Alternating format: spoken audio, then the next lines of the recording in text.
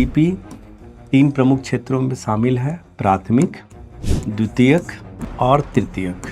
भारतीय कृषि में चुनौतियाँ। सबसे पहली चुनौती जो है मानसून पर निर्भरता। और कृषि अनुसंधान परिषद का दावा है कि भारत में प्रतिवर्ष 10 से 12% अनाज और 30 से 32% फल सब्जी केवल अच्छे रखरखाव के अभाव में बर्बाद हो जाते हैं। ये दो बड़ी समस्या कृषि जोत की दिखाई देती है, उपविभाजन और अपखंडन की समस्या। कि जो WDRA warehousing development regulatory authority द्वारा स्थापित भंडार गृह है, आप वहां जाकर के अपने भंडारण करते हैं अपने उत्पाद का थोड़े से किराए पर, तो आपको वो जो रसीद जारी करेगा ऑनलाइन, उसको ENWR कहते हैं। अब इस ENWR का प्रयोग कर आप क्या कर सकते हैं, बैंक से लोन ले सकते हैं, आप इसको बेच सकते हैं बाजार में, ताकि आप उत्पादन कर सके, आपकी धारण करने की आपकी होल्डिंग कैपेसिटी बढ़ सके। हेलो प्यारे बच्चों, कैसे हो आप सभी लोग, मेरे प्यारे घोचू प्रसाद लोग? हाँ, सब बढ़िया, मजा आ रहा है संभव बैच में। बस यही आप लोगों से उम्मीद करता हूं कि आप लोगों को सब चीज़ें अच्छी लग रही होंगी। इकोनॉमी के हम लोग आज 10वीं क्लास में आ गए हैं। टोटल 15 लेक्चर, और 15 लेक्चर में मैं पूरी कोशिश कर रहा हूं कि आप तक हर चीज़ पहुंचे, बेहतर तरीके से पहुंचे। और हर टीचर यही प्रयास कर रहा है, जो कि PW का मोटो है, अफोर्डेबल प्राइस या मुफ्त में और बेहतर शिक्षा देना। ठीक है, तो चलो फिर अब हम लोग शुरू करते हैं आज के टॉपिक पर बिना समय गंवाए। उससे पहले बस कुछ नहीं, एक बात बस ध्यान रखना कि ये मेरा टेलीग्राम चैनल है। PW में मन हो तो जरूर ज्वाइन करना, क्योंकि करंट अफेयर के PDFs भी आपको मिलेंगे और बहुत सारे नए नए चीज़ आपको समय समय पर मिलने वाला है। ठीक है, तो कई टेलीग्राम चैनल होंगे आपके, इसको भी करिए ताकि आप इसका फ़ायदा फिर आपको खुद ही पता लग जाएगा। ठीक है, नेक्स्ट। तो आज हम लोग बात करने वाले हैं, हमारा जो टॉपिक है वो कृषि। तो देखो बच्चों, सबसे इंपॉर्टेंट बात है, दिमाग में बैठा लो कि कृषि से संबंधित मेरा 2 वीडियो आपको मिलेगा। ये पहला पार्ट है और एक दूसरा पार्ट, 2 पार्ट हम लोग कृषि पर बात करेंगे। और मैं कोशिश करूंगा कि इन दोनों वीडियो में कृषि के जितने महत्वपूर्ण टॉपिक हैं, जो मेंस के लिए बहुत इंपॉर्टेंट माना जाता है, मैं उन टॉपिक पर अच्छे से आप लोगों से चर्चा कर लूँ। ठीक है, तो समय नहीं गंवाते हैं, लंबा वीडियो नहीं बनाना है ताकि दिक्कत ना हो। ऐसा ना हो मेरे में ही आपका सारा GB खत्म हो जाए, तो जिसके लिए आपको GB फिर वेट करना है या बचाना है, उसके लिए GB बचे नहीं, तो फिर मुझे गरियाओगे तुम लोग। ठीक है ना, कि सर ने सारा GB तो सर ही खा लेते हैं हम लोगों का। GB मतलब तुम्हारा डेटा पैक है ना। तो भारत में आज हम लोग बात करेंगे, कृषि की बात करेंगे, कृषि में चुनौती की बात करेंगे, क्या क्या है चुनौतियाँ, फसल प्रतिरूप के बारे में बात करेंगे थोड़ा, फिर कृषि जोत की समस्या और क्या समाधान है उसके बारे में बात करेंगे। फिर थोड़ा टाइम मिला हम लोगों को, टाइम अगर रहेगा हमारे पास में, तो इसमें हम लोग एक टॉपिक और जोड़ देंगे, खाद्य सुरक्षा को लेकर के भी बात करेंगे। खाद्य सुरक्षा, और उसको हम लोग PDS से जोड़ करके और NFSA कार्यक्रम से जोड़ करके, है ना, ये भी हम लोग थोड़ा इस पर भी बात कर लेंगे अगर आज टाइम मिला तो। ठीक है, तो शुरू करें फिर। Very good. देखो, अगर मैं भारतीय कृषि के बारे में बात करूं, सिंपल सा एकदम दिमाग में बैठाओ बातें को एकदम दिमाग में।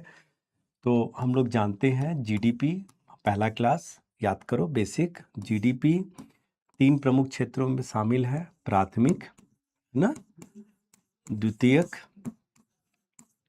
ठीक है, और तृतीयक,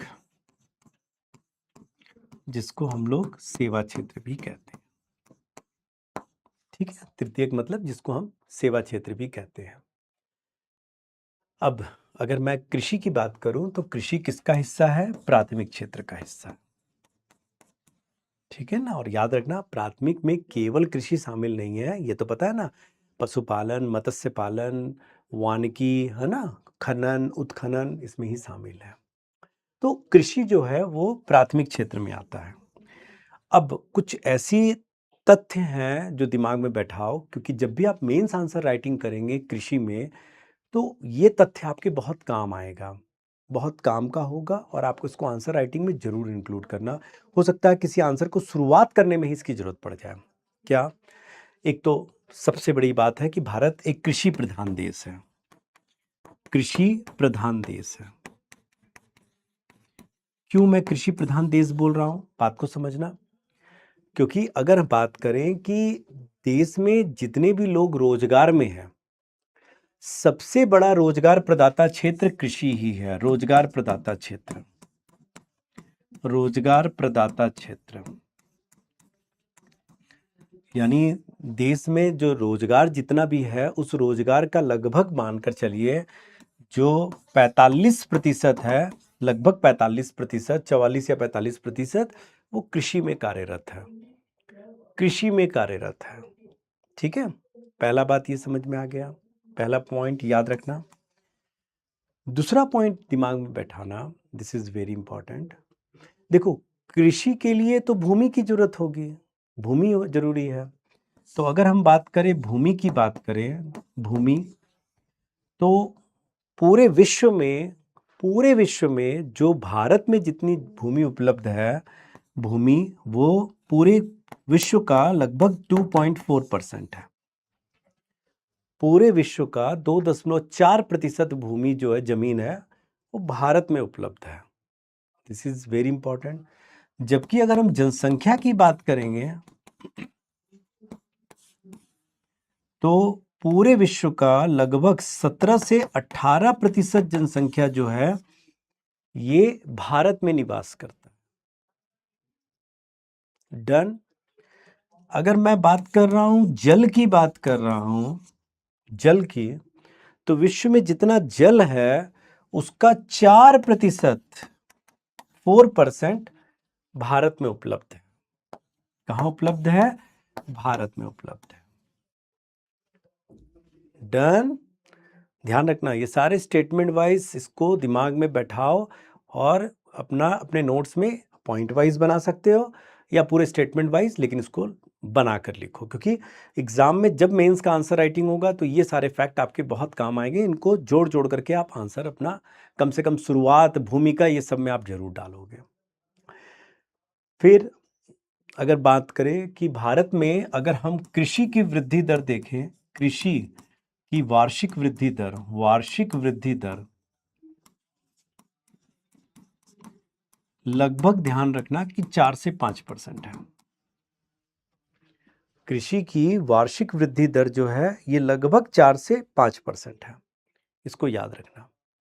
डन। अब जैसा कि मैंने कहा, एक बात और, कि देश के जीडीपी में सबसे कम योगदान कृषि का है। तीनों क्षेत्र में सबसे कम योगदान कृषि का है। ठीक है ना? लगभग जो है देश के जीडीपी में कृषि का योगदान लगभग, ध्यान रखना, 17 से 18%, 18% कृषि का योगदान वर्तमान में है। ठीक है, लेकिन इंपॉर्टेंट ये है कि अभी भी देश की एक बड़ी जनसंख्या प्रत्यक्ष रूप से कृषि में रोजगार के लिए निर्भर है, वो लगभग 44 से 45%। ठीक है, तो ये सब बातें बहुत इंपॉर्टेंट है। और एक बात सबसे इंपॉर्टेंट याद रखना कि 2019 में एनएसओ ने एक सर्वे किया। एनएसओ के सर्वे के अनुसार भारत में एक किसान की जो औसत आय है, प्रति किसान जो औसत आय है, वो मासिक आय जो है, मासिक औसत आय जो है, ये मासिक औसत आय अगर बात करें तो याद रखना ये केवल 10,000 रुपये है। जो हम इतना किसानों की आय बढ़ाने पर बात कर रहे हैं, तो ये भी पता होना चाहिए कि लगभग 10,000 रुपया औसत आय है। औसत आय है मासिक, महीने का, साल का लगभग 1,20,000 रुपया औसत आय है। ध्यान से देखो इन सारे फैक्ट्स को, बहुत इंपॉर्टेंट है, बहुत इंपॉर्टेंट है कृषि को लेकर के। ठीक है, अब एक बात और दिमाग में रखना कि देश में जितनी भूमि उपलब्ध है, जितनी भूमि देश में उपलब्ध है, जितनी भूमि है, उसके 60% में का प्रयोग केवल कृषि में होता है। केवल कृषि में होता है। ठीक है, भारत में जितना भूमिगत जल है उसका लगभग देखा जाए 80 से 90% उपयोग जो है वह कृषि में ही होता है।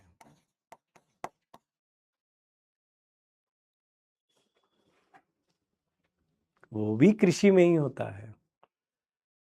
तो ये सारे फैक्ट दिमाग में बैठा कर रखो। अगर कृषि पढ़ने जा रहे हो तो कम से कम ये बातें पता होनी चाहिए। ठीक है ना, पता होनी चाहिए।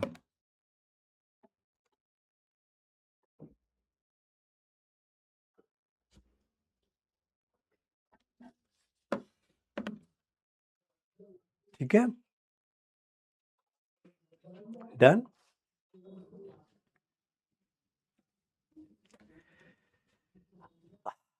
सबने उतार लिया, बहुत बढ़िया। तो ये कृषि के बारे में थोड़ा सा, जो आपके मेंस के आंसर राइटिंग में ये सारे फैक्ट, कुछ फैक्ट देखिए आपको याद रखने ही है, कुछ फैक्ट आपको याद करने ही है। ठीक है, ये फैक्ट आप याद रखेंगे। अब अगर बात करें कि भारतीय कृषि की चुनौती क्या है, भारतीय कृषि में चुनौतियां,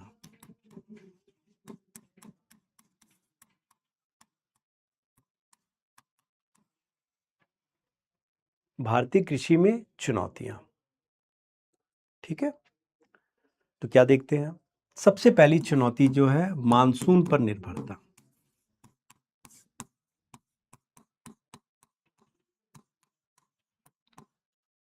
मानसून पर निर्भरता। आज भी देश की अधिकांश भूमि, कृषि भूमि खेती के लिए मानसून पर ही निर्भर है।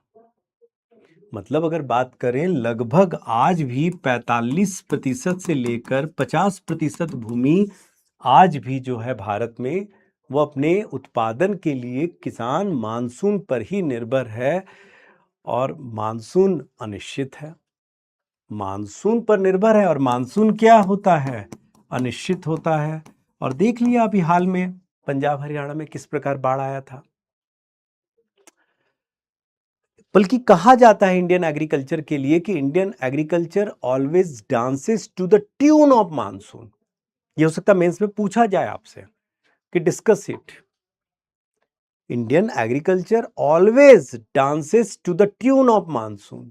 तो ये एक अलग से ज्योग्राफी में सवाल हो सकता है ये। ठीक है ना, तो समझना इस बात को। फिर अगर बात करते हैं दूसरी बड़ी समस्या क्या है कृषि में, कृषि में दूसरी बड़ी समस्या, और वो है कृषि जोत का आकार, कृषि जोत का घटता आकार, घटता आकार। इसका क्या मतलब हुआ सर? बहुत सिंपल सा फैक्ट दे रहा हूं कि 1971 में जब पहली कृषि जनगणना की गई थी, पहली कृषि जनगणना, तब भारत में कृषि जोत का जो प्रति किसान औसत, एक किसान का जो औसत कृषि भूमि जो पाया गया, औसत कृषि भूमि वो 2.71 हेक्टेयर पाया गया, हेक्टेयर पाया गया था। जबकि 2015 में आखिरी कृषि जनगणना की गई थी, अब उसके बाद नहीं की गई है। और 2015 में जो कृषि जनगणना की गई है, ये घट करके 1.08 हेक्टेयर रह गया है। और भारत में कृषि भूमि के आधार पर किसानों को 5 श्रेणी में बांटा जाता है। जैसे सबसे छोटा सीमांत किसान होता है, सीमांत मार्जिनल फार्मर, जिसके पास 1 हेक्टेयर से भी कम भूमि होती है। दूसरा होता है लघु किसान, जिसके पास 1 हेक्टेयर से अधिक और 2 हेक्टेयर से कम भूमि होती है। तीसरा होता है मध्यम किसान, जिसके पास 2 हेक्टेयर से अधिक और 4 हेक्टेयर से कम भूमि होती है। पांचवा होता है बड़े मध्यम किसान, जिसके पास 4 हेक्टेयर से अधिक और 10 हेक्टेयर से कम भूमि होती है। और लास्ट होता है बड़े किसान, जिसके पास 10 हेक्टेयर से भी अधिक भूमि होती है। ठीक है, यानी अगर हम लोग किसान की बात करें तो सीमांत किसान 1 हेक्टेयर से कम भूमि, फिर लघु किसान 1 से अधिक लेकिन 2 से कम, है ना, 2 से कम। और फिर मध्यम किसान, 2 से अधिक लेकिन 4 से कम, बड़े मध्यम किसान, 4 से अधिक 10 से कम, और फिर बड़े किसान, लार्ज फार्मर, 10 से अधिक। तो अगर इस आधार पर बात करें तो भारत में लगभग माना जाता है आज के दिन में 86%, 86% जितने किसान हैं, सोचिए 100 अगर किसान है तो 86 किसान सीमांत और लघु किसान है।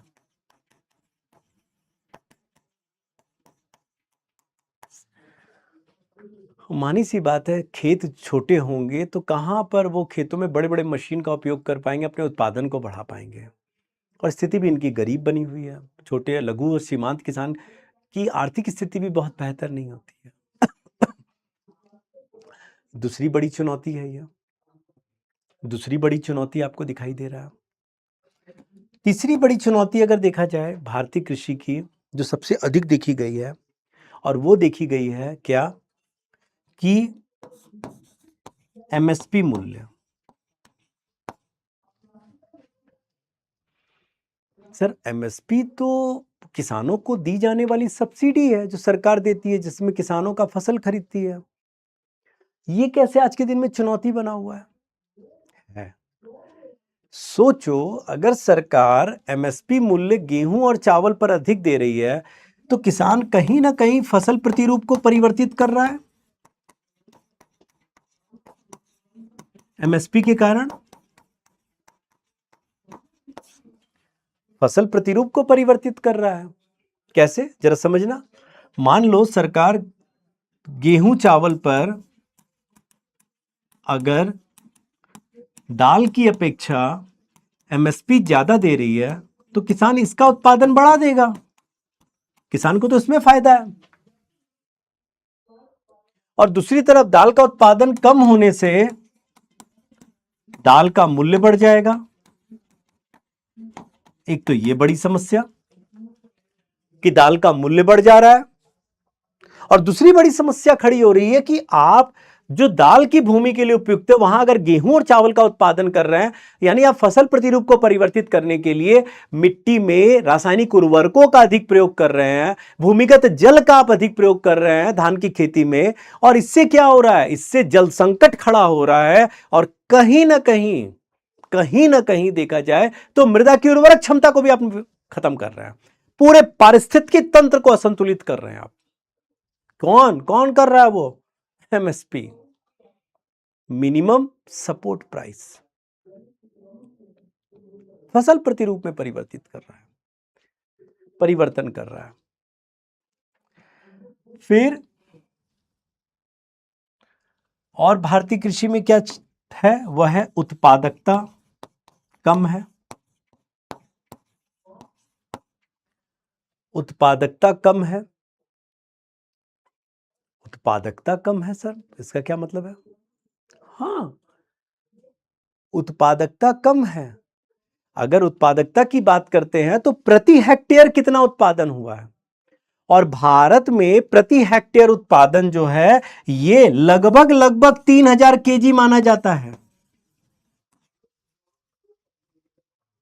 3000 केजी माना जाता है, मानिए, सोचिए, उससे ज्यादा नहीं है। और वहीं अगर बात करते हैं इजराइल जैसा छोटा देश जो है, इजराइल जैसा अगर छोटा देश मानते हैं, वहां भी उत्पादन 8000 केजी से ऊपर है। तो हमारी उत्पादकता बहुत कम है, कृषि उत्पादकता, और जिससे किसानों की आय कम हो रही है, किसान गरीब है यहां अधिकांश। एक बड़ी समस्या जो यहां देखने को मिल रहा है, उत्पादकता में कमी।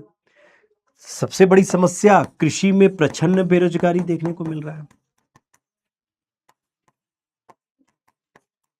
प्रच्छन्न बेरोजगारी,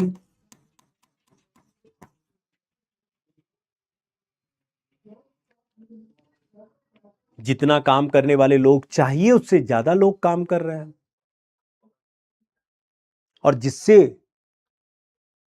देखा जाए तो कृषि में प्रचंड बेरोजगारी बढ़ रही है, क्योंकि इससे उत्पादकता पर कोई असर नहीं हो रहा है, कोई असर, बल्कि और उत्पादकता कम हो रहा है।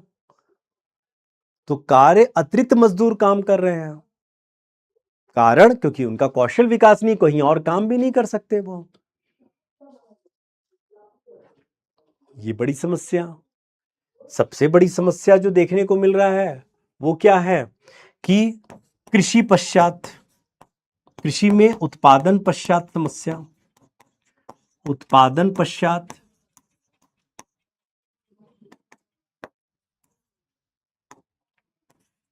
चुनौती।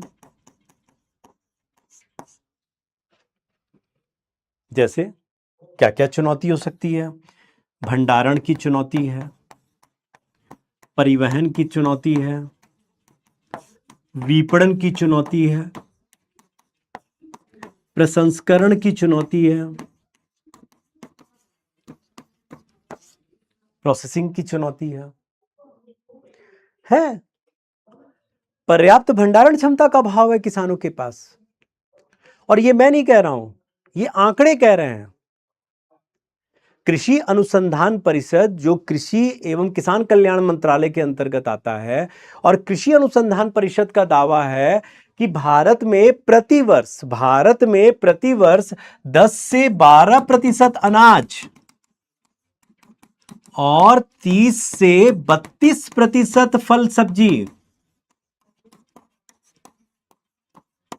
केवल अच्छे रखरखाव के अभाव में बर्बाद हो जाते हैं, क्योंकि उनके पास भंडारण क्षमता ही नहीं है। और अगर इसका मूल्य जानो तो ये लगभग 1 लाख करोड़ के लगभग है, लगभग 67 MMT हमारा बर्बाद हो रहा है, 67 मिलियन मेट्रिक टन, जितना ब्रिटेन एक साल में उत्पादन करता है औसत, उतना हमारा बर्बाद हो जाता है, क्योंकि भंडारण क्षमता ही नहीं है हमारे पास बेहतर। FCI के पास नहीं है, छोटे छोटे भंडार गृह, उनका लागत बहुत ज्यादा आ जाता है, बेहतर नहीं है, उच्च तकनीक वाले नहीं है, शीत भंडार गृहों की कमी है, कोल्ड स्टोरेज की कमी है।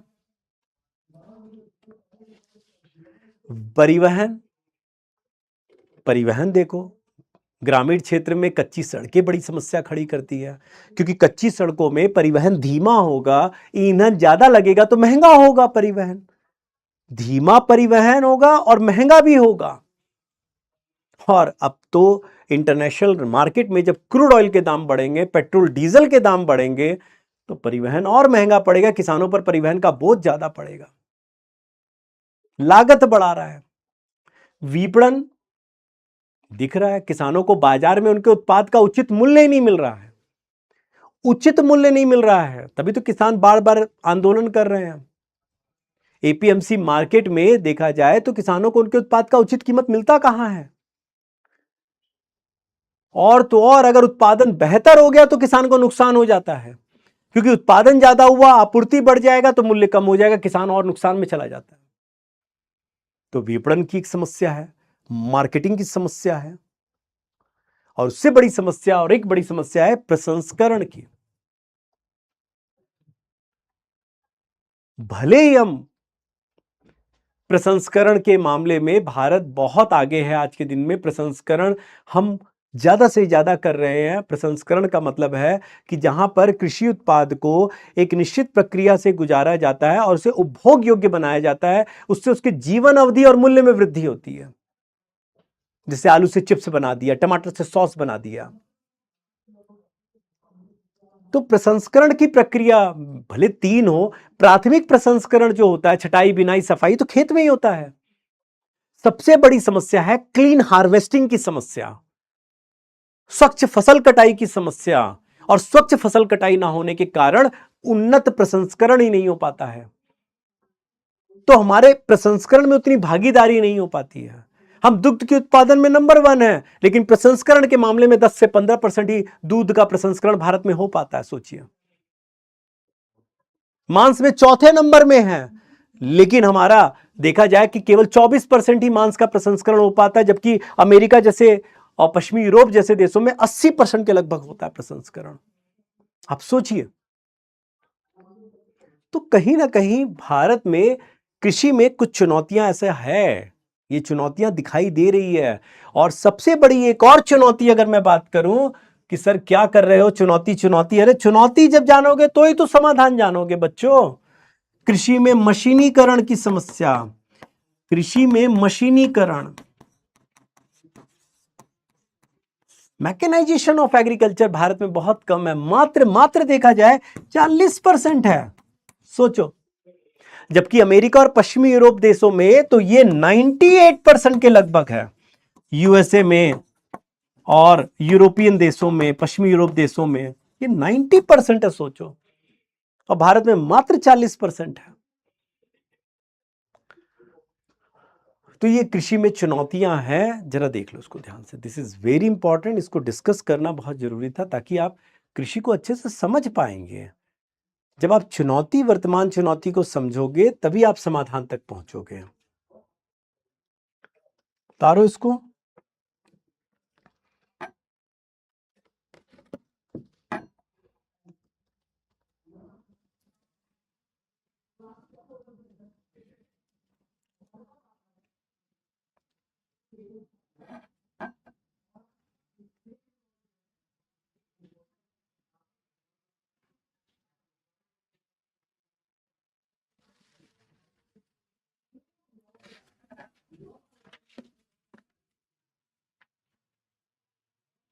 डन। चलिए थोड़ा फसल प्रतिरूप के बारे में बात करें अब।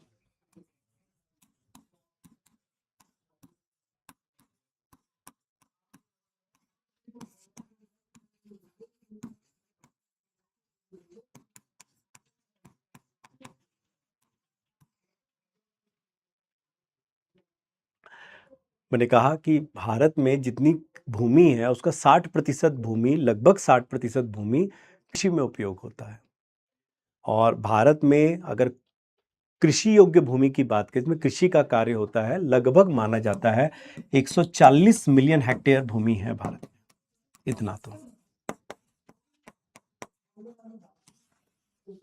140 मिलियन हेक्टेयर भूमि में कृषि का कार्य किया जाता है भारत में वर्तमान में। और सबसे बड़ी बात है, अगर बात करें तो आज भारत गेहूं और चावल की बात करते हैं। मैंने सोचिए कि जब हमारा देश आजाद हुआ था तो भारत जो था वो खाद्य आयातक देश था। हम पीएल 480 योजना के माध्यम से अमेरिका से गेहूं का आयात करते थे। ये पीएल 480 एक क्वालिटी था गेहूं का, जो बहुत अच्छी क्वालिटी का नहीं था।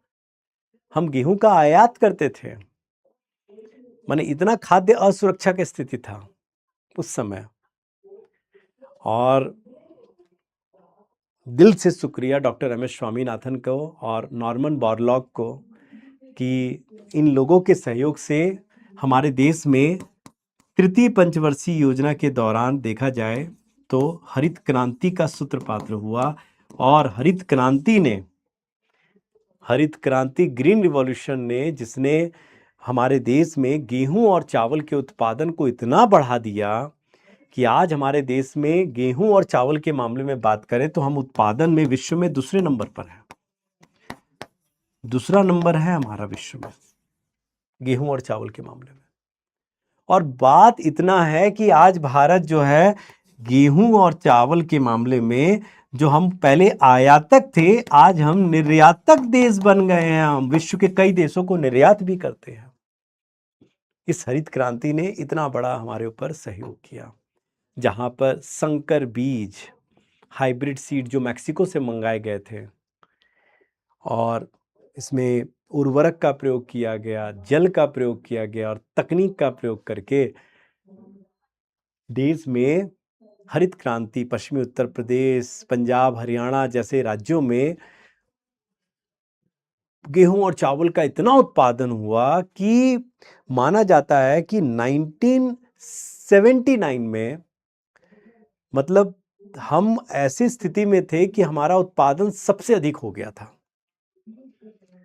हालांकि हरित क्रांति के अपने कुछ दुष्प्रभाव भी रहे हैं, जैसे उर्वरकों का अधिक प्रयोग होने से मिट्टी की उर्वरक क्षमता को नुकसान हुआ है। आज हमारी मिट्टी की पकड़ ढीली हुई है।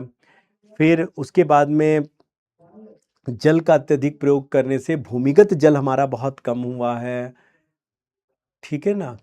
तो कहीं ना कहीं देखा जाए कि हरित क्रांति का कुछ दुष्प्रभाव तो रहा ही है, लेकिन बेहतर प्रभाव की बात करें तो आज हरित क्रांति का ही परिणाम है कि भारत जो विश्व में खाद्य आयातक देश था, अब वह खाद्य निर्यातक देश बन गया है। माने आज भारत की स्थिति अगर बात करें तो हम गेहूं का, माने खाद्यान्न के मामले में खाद्यान्न की बात करें, खाद्यान्न फसल अगर बात करें तो जिसमें हम लोग गेहूं, चावल और मोटा अनाज भी, मोटा अनाज माने मैं मोटा अनाज की तो यहाँ बात ही नहीं किया जो बहुत जरूरी है, ज्वार, बाजरा, मक्का की। तो मोटे अनाज में भारत का विश्व में पहला स्थान है, उत्पादन में पहला स्थान है। और गेहूं, चावल और मोटा अनाज तीनों को मिलाकर खाद्यान्न फसल आता है।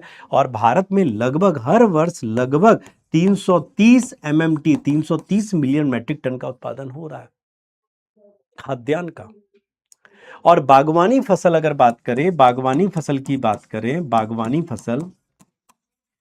बागवानी फसल जिसमें हम लोग बात करते हैं, फल की बात करते हैं, मुख्य रूप से सब्जी की बात करते हैं, तो फल और सब्जी के मामले में भी भारत का चीन के बाद दूसरा स्थान है। कई जगह पहले में भी है। और भारत प्रति वर्ष जो है 350 MMT मिलियन मैट्रिक टन का उत्पादन कर रहा है बागवानी फसलों का।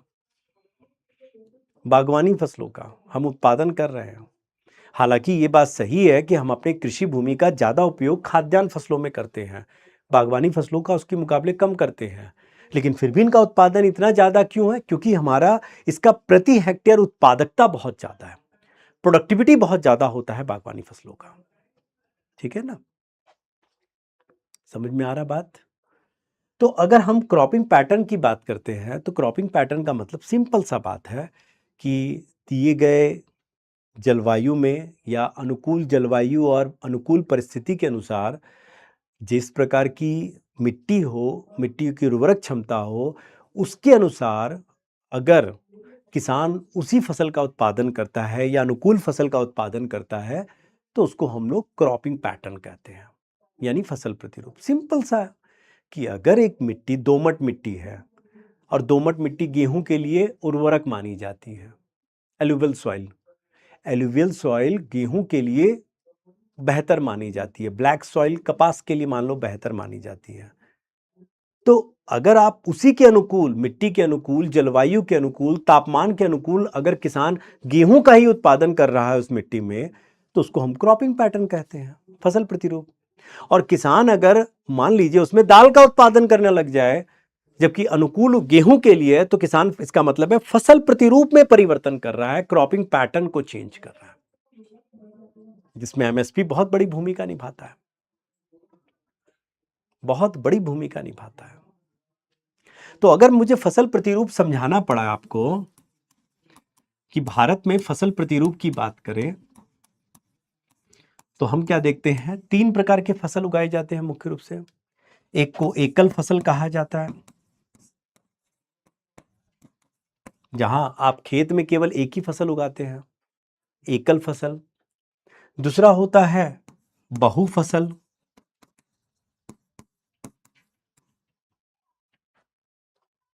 ठीक है ना?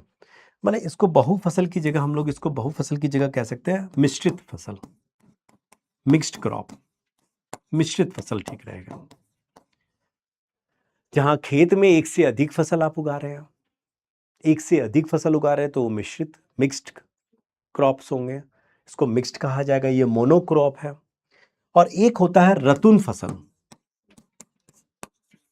खासकर गन्ने की फसल में, जहां आप जड़ को काटे बिना, आप जड़ नहीं काटते हैं और फिर से आप नया उत्पादन करने लगते हैं, तो वो रतुन फसल होता है, रतुन फसल होता है। फिर अगर हम मिक्स्ड क्रॉप की बात करें तो ये मिक्स्ड भी जो होता है ये भी 2-3 प्रकार का होता है। जैसे आप कर सकते हैं इंटर क्रॉपिंग कर सकते हैं,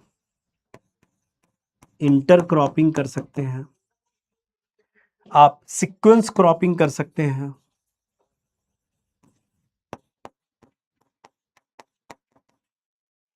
आप मल्टी क्रॉपिंग कर सकते हैं,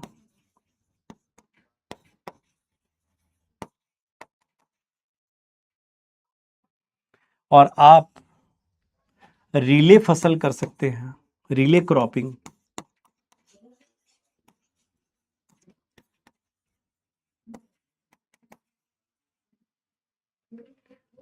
रिले क्रॉपिंग कर सकते हैं,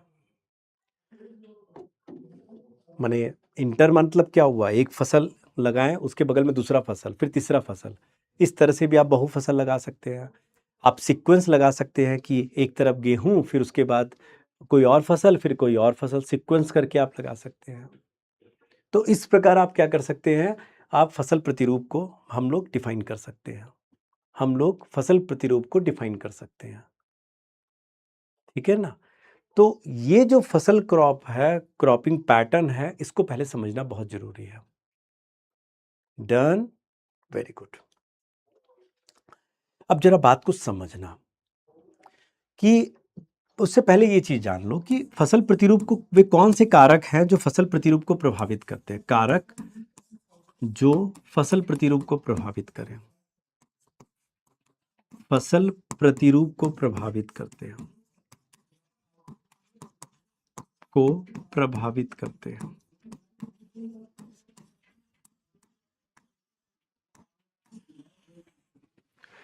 वे कौन कौन से कारक हैं या फैक्टर्स हैं जो फसल प्रतिरूप को प्रभावित कर सकता है।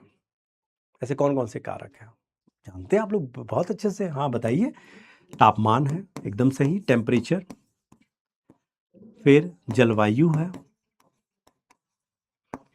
मृदा है, मिट्टी है, ठीक है ना, मृदा है, और बताओ, और कृषि जोत है, कृषि जोत है, जैसा कृषि जोत का आकार होगा वैसी फसल प्रतिरूप भी होगा।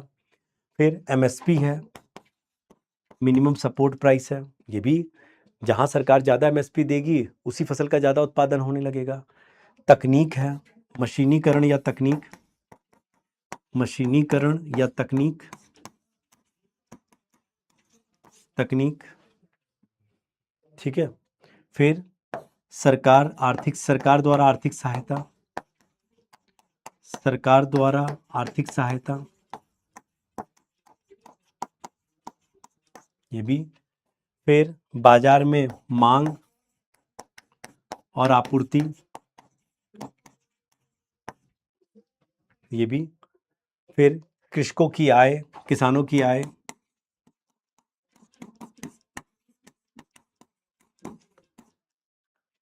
ये वो कारक हैं जो कहीं ना कहीं फसल प्रतिरूप को प्रभावित करते ही हैं।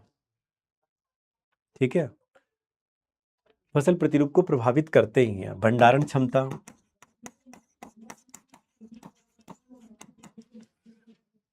ठीक है, ये वो कारक है जो फसल प्रतिरूप को प्रभावित करते हैं किसी न किसी रूप में। ठीक है। अब सवाल उठता है, अगर बात करें, समझना बहुत ध्यान से, कि एक किसान है,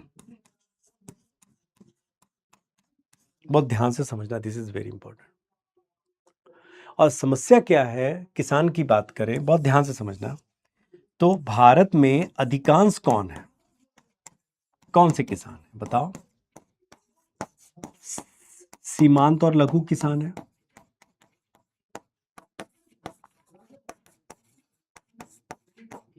तो ध्यान समझना, एकदम एक बहुत ब्रॉड वे में तुम पूरे पिक्चर को समझोगे। सीमांत और लघु किसान है, लगभग 86% है ये, जिनके पास 2 हेक्टेयर या उससे भी कम भूमि है। यानी अधिकांश किसान भारत में गरीब हैं, अधिकांश किसान भारत में गरीब है। अब किसान उत्पादन कर रहा है, उत्पादन करने जा रहा है, तो उसको कुछ आगत चाहिए। आगत मतलब इनपुट चाहिए। इनपुट में क्या क्या उसके पास उसको चाहिए? पहले तो कृषि जोत, भूमि चाहिए, बीज चाहिए, मुख्य रूप से उर्वरक चाहिए, फिर सिंचाई के साधन चाहिए, कम से कम ये तो आवश्यक तत्व है जिसके द्वारा किसान उत्पादन करता है।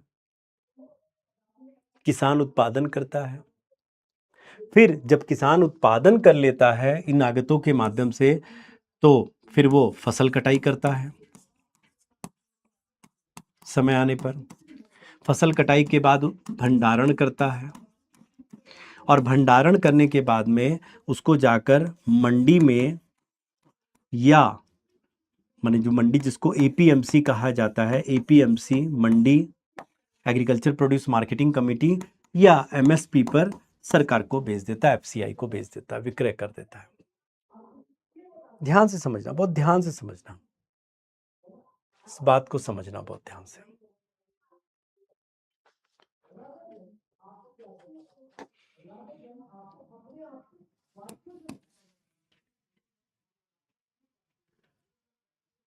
ये बहुत ध्यान से समझना है इसको। समस्या देखो एक किसान के साथ, जब वो उत्पादन करने जाता है तो अलग समस्या दिखाई देती है। कैसे? आप सोचो, जोत की समस्या देखें, जोत की समस्या, तो भारत में जोतों का जो सबसे बड़ा समस्या आता है, एक उपविभाजन है। बड़े जोत छोटे छोटे कृषि जोत में बदल रहे हैं, बड़े जोत छोटे छोटे कृषि जोत में। सर कैसे? अरे मान लो 4 हेक्टेयर भूमि एक किसान के पास है, उसके 4 बच्चे हैं, तो उत्तराधिकार का नियम क्या कहता है? हर बच्चे के पास 1-1 हेक्टेयर। लो हो गया, एक किसान के पास 1 हेक्टेयर भूमि हुआ। जोतों का अपखंडन, फ्रेगमेंटेशन ऑफ लैंड, अपखंडन, बिखरा हुआ जोत। कुछ जोत किसान को बाध्य होकर के बेचना पड़ जाता है, ऋणग्रस्तता के कारण, उधार के कारण। एक तो कृषि ऋण की भी तो समस्या है, एक तो यहां पर ऋण भी तो चाहिए, उधार भी तो एक आगत है, जहां उधार लेकर वो उत्पादन करता है। तो ये दो बड़ी समस्या कृषि जोत की दिखाई देती है, उपविभाजन और अपखंडन की समस्या।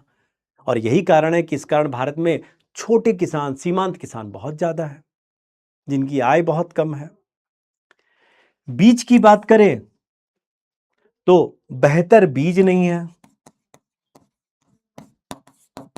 बीज या गुणवत्ता की कमी है। अब ये बेहतर बीज या गुणवत्ता की कमी, बेहतर बीज मैं क्यों बोल रहा हूं? सिंपल सा बात है कि अगर मान लो बाढ़ आ गया पंजाब हरियाणा में, तो हो गया खराब फसल। अरे भाई, हाइड्रोपोनिक्स बीज भी तो होते हैं जहां पर आप जल में उत्पादन कर सकते हैं, तो ऐसे बीज की भी आवश्यकता पड़ रही है। जेनेटिक मॉडिफाइड बीजों की आवश्यकता पड़ रही है, बायोफोर्टिफाइड बीजों की आवश्यकता पड़ रही है। तो बेहतर बीज की कमी देखने को मिल रहा है, गुणवत्तापूर्ण बीज नहीं है। उर्वरक की बात करें तो यह किसान को बेहतर तरीके से करना आता है, और जिसके कारण आज किसान सबसे ज्यादा दुखी है। क्योंकि उर्वरक की बात करें तो मुख्य रूप से उर्वरक में 3 मुख्य तत्व पाए जाते हैं, एन, पी और के। एन, पी और के, यानी नाइट्रोजन, फास्फोरस और पोटाश। जिसमें नाइट्रोजन जो होता है, ये जो है, इसको यूरिया भी बोला जा सकता है। पी जिसको डाई अमोनियम फॉस्फेट, डीएपी कहा जाता है, डाई अमोनियम फॉस्फेट। और के पोटास, जिसको म्यूरिएट ऑफ पोटास भी कहा जाता है, एमओपी। तो यूरिया, डाई अमोनियम फॉस्फेट और म्यूरिएट ऑफ पोटास अगर ये कोई किसान अपने खेतों में प्रयोग कर रहा है, तो इसका आदर्श अनुपात कितना होगा? सिंपल, क्या अनुपात है? 4:2:1। मतलब अगर 4 मुट्ठी मैं यूरिया का छिड़काव कर रहा हूं, मैं किसान हूं, तो 2 मुट्ठी फास्फोरस का, डाई अमोनियम फॉस्फेट का, और 1 मुट्ठी पोटास का, यही है। लेकिन किसान वर्तमान में देखा जाए तो ये जो अनुपात है प्रयोग कर रहा है 8:3:1 का।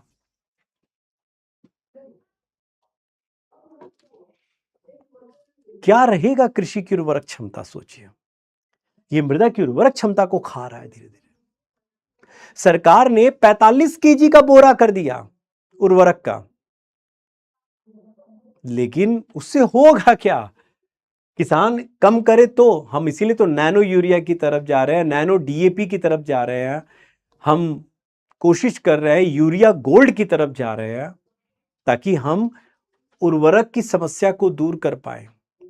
और बहुत जरूरी है, उर्वरक क्या? पोषक तत्व हैं जो पौधों को चाहिए होता है। पोषक तत्व, न्यूट्रिशन होता है, जैसे हमारे बॉडी को न्यूट्रिशन चाहिए होता है। देखो देखो, ध्यान से देखो। आता है सिंचाई, बात करते हैं सिंचाई।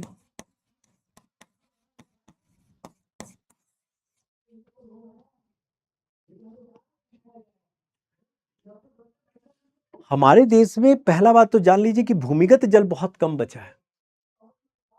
वर्ल्ड बैंक का एक रिपोर्ट है, systematic country diagnostic report, systematic country diagnostic report.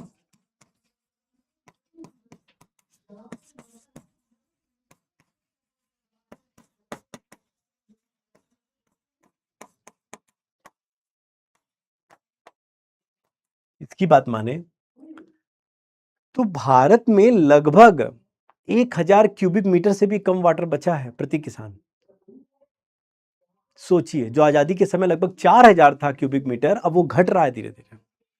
इतना ज्यादा जल का प्रयोग हो रहा है कृषि में। ऐसा क्यों सर? क्योंकि हम सिंचाई में भी कौन सा तकनीक का प्रयोग कर रहे हैं? हम बाढ़ सिंचाई तकनीक का प्रयोग कर रहे हैं।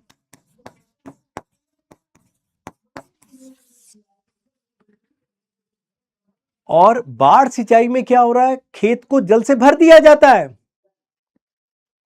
अब ये खेत को जल से भर देने के कारण बहुत सारा नुकसान होता है।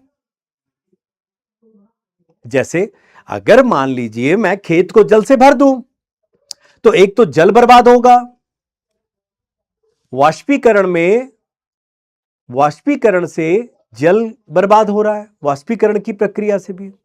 और बहुत सारे हल्के पोषक तत्व भी होते हैं जो जल में बहकर चले जाते हैं, और जल की बर्बादी तो हो ही रही है। अधिक दोहन हो रहा है, अधिक प्रयोग हो रहा है। तभी तो हमने इजराइल से सूक्ष्म सिंचाई प्रणाली को समझा है।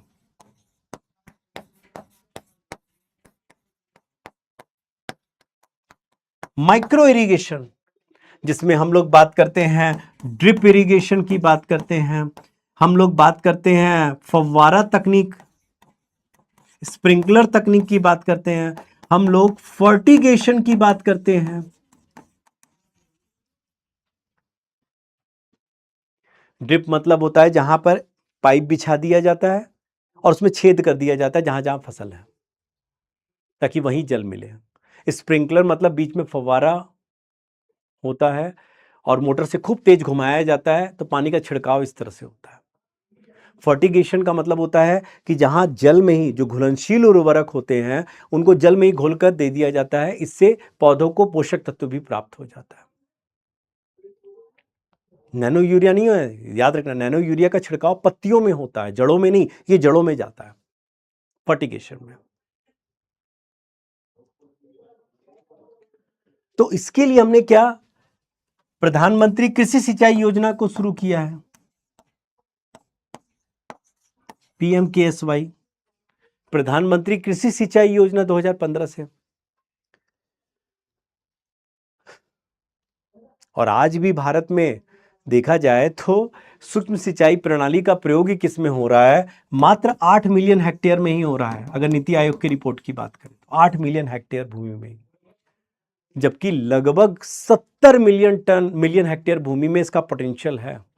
यानी अभी भी 60 से 62 मिलियन हेक्टेयर भूमि जो है जहां पर भी इसका प्रयोग नहीं हुआ है। और इसका प्रयोग करना इतना आसान नहीं है, क्योंकि ये मशीन बहुत महंगे आ रहे हैं, इनका रखरखाव लागत बहुत अधिक होता है। और कैसे संभव है जब भारत में अधिकांशतः कौन है? हमारे सीमांत और लघु किसान है जो बहुत गरीब है। कहां से इस मशीन को अफोर्ड कर पाएंगे वो? ये भी बहुत बड़ी समस्या बनी हुई है। सोचो सोचो, सारी समस्या देखो जरा, समाधान भी देखो साथ में। उर्वरक में केवल समस्या मत देखो, आप यहां पर नैनो यूरिया की बात कर रहे हो, सारे कार्यक्रम को अच्छे से देखना। यहां पर आप बात कर रहे हो नैनो डीएपी की बात कर रहे हो,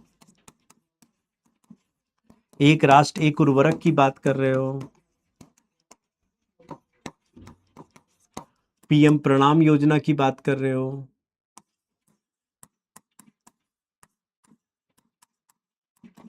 यूरिया गोल्ड की बात कर रहे हो।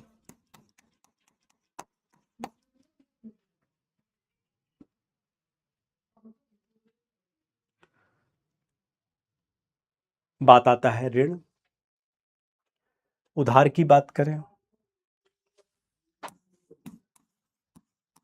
कृषि ऋण,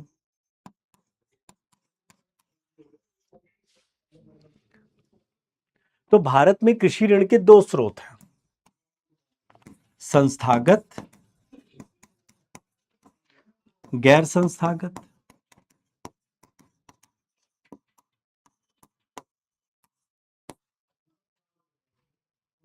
संस्थागत मतलब जहां पर आप बैंक से ले रहे होते हैं उधार, गैर संस्थागत जहां पर आप साहूकार महाजन से ले रहे हो उधार।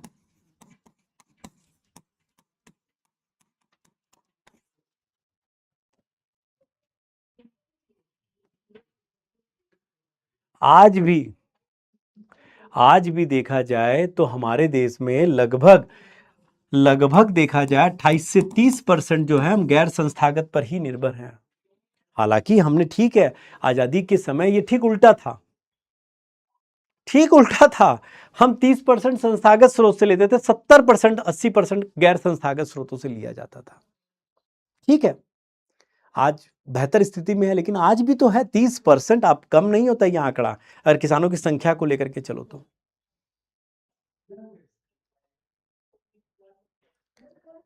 क्यों गैर संस्थागत स्रोत खराब है? इसलिए क्योंकि भाई यहां बड़ी समस्या है कि उच्च ब्याज दर, इनका ब्याज दर आप सोच नहीं पाएंगे क्या होता। एक महीना उधार रख लो, एक साल, तो समझ में आ जाएगा जितना उधार है उतना ही ब्याज है। दूसरी बड़ी समस्या जबरन वसूली।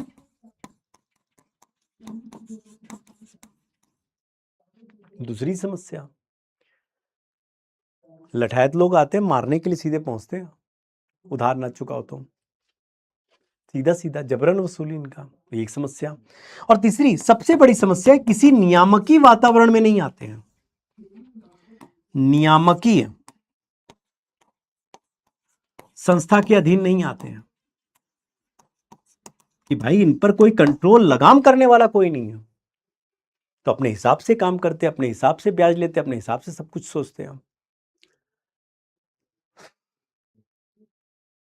बेहतर क्यों है संस्थागत? सिंपल भाई, सिंपल सा है कि यहां ब्याज दर उचित है, कम है, कोई जबरन वसूली का मामला नहीं है, और ये सीधे आरबीआई के नियंत्रण में है, कोई जबरन वसूली का मामला नहीं होगा, इस पर नियामक संस्था है। सर एक मिनट, आप कंफ्यूज कर रहे हैं बहुत। जब बैंक बेहतर है, ये खराब है, तो किसान को ये बात समझ में नहीं आ रहा है सर? किसान को समझ में आ रहा है। समस्या क्या है, जड़ में जाओ। समस्या क्या है? समस्या ये है कि बैंक ज्यादातर ग्रामीण क्षेत्र में होते ही कहां हैं? शहरों में होते हैं। अब पहले बजाओ उतना दूर, फिर इनकी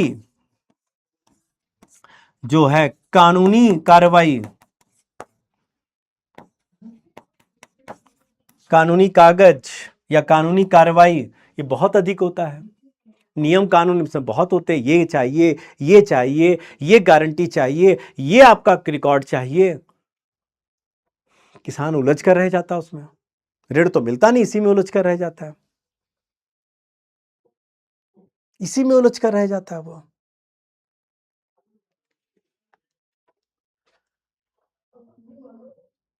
तीसरी बड़ी समस्या अगर बात करें,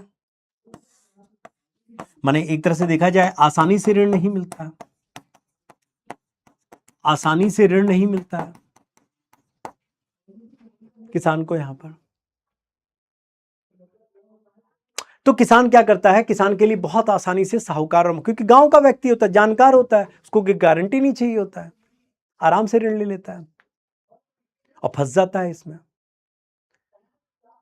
बैंक की एक बहुत बड़ी समस्या क्या है, अगर बैंक देता है तो केवल उत्पादक ऋण देता है, वो उपभोग ऋण देता ही नहीं है। सर ये उत्पादक और उपभोग क्या है? उत्पादक ऋण मतलब आप उत्पादन करने के लिए ले रहे हैं, आप मशीन खरीदने के लिए ले रहे हैं जो उत्पादन से संबंधित है, ट्रैक्टर, फसल कटाई मशीन।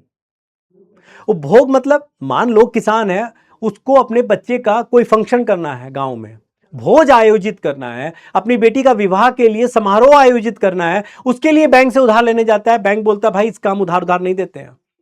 भाई किसान को तो सामाजिक प्रतिष्ठा भी देखनी है अपनी, वो जाकर के साहूकार महाजन के पास जाता है। क्यों? क्योंकि ये उपभोग पर ऋण दे देता है, आराम से दे देता है। लेकिन इसके साथ ये बड़ी समस्या है,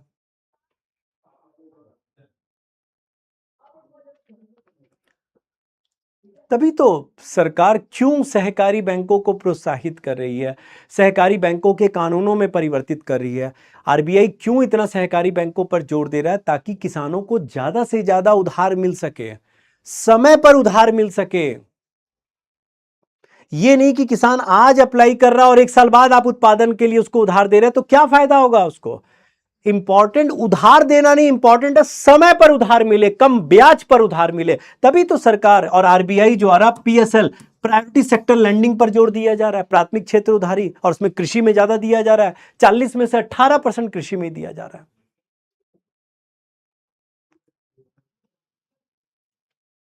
फिर नाबार्ड इसमें एक सारा सहयोग कर रहा है ताकि कृषि में आसानी से उधार मिल सके। आरआरबी, रीजनल रूरल बैंक को ज्यादा प्रोत्साहित किया जा रहा है। वन स्टेट वन आरआरबी पर जोर दिया जा रहा है।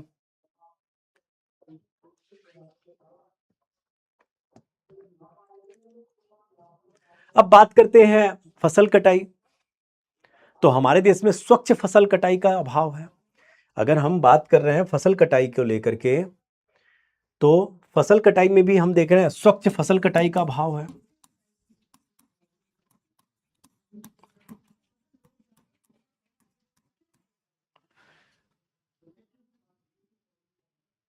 और अगर स्वच्छ फसल कटाई नहीं हो रहा है, क्लीन हार्वेस्टिंग जिसको कहा जाता है, क्लीन हार्वेस्टिंग,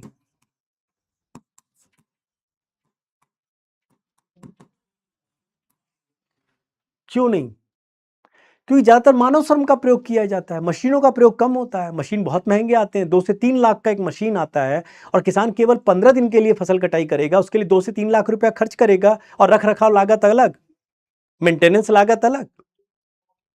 तो किसान श्रम, मानव श्रम का उपयोग करवाता है। और स्वच्छ फसल कटाई के अभाव में क्या होता है? दो बड़ी समस्या क्या? एक, फसलों की बर्बादी बहुत हो रही है देश में, उसका आंकड़ा बताने की जरूरत नहीं, आपको बता चुका हूं मैं। और दूसरी बड़ी समस्या खड़ी होती है गुणवत्ता की समस्या, गुणवत्ता नहीं हो पाता बहुत ज्यादा।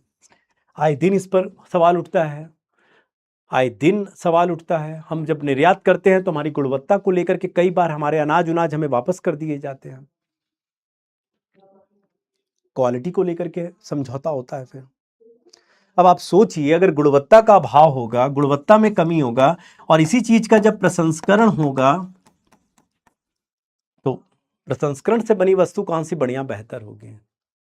जब आप सोचिए टमाटर बेहतर नहीं उगेगा, तो टमाटर से बना सॉस कैसे, और टमाटर से बना सूप कैसे, और टमाटर से बना जूस कैसे आपको अच्छा लगेगा? वो कितना बेहतर होगा आपके स्वास्थ्य के लिए? एक ये बड़ी समस्या।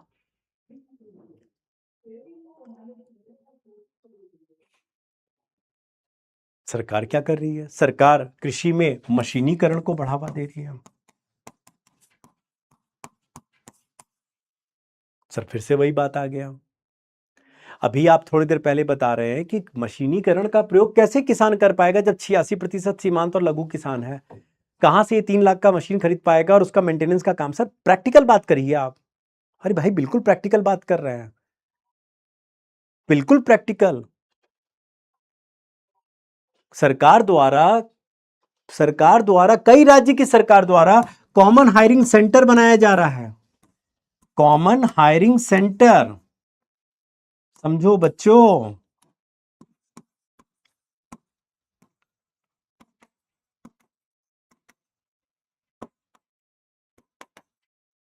कॉमन हायरिंग सेंटर बनाया जा रहा है,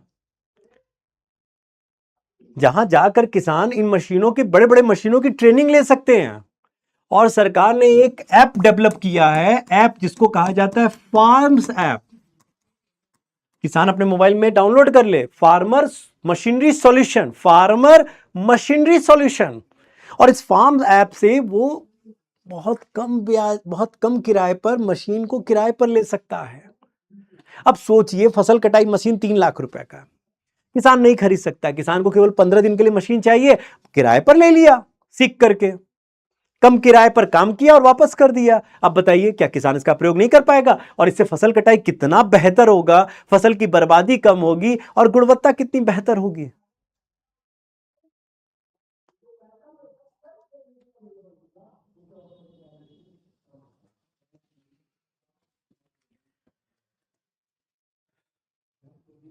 भंडारण,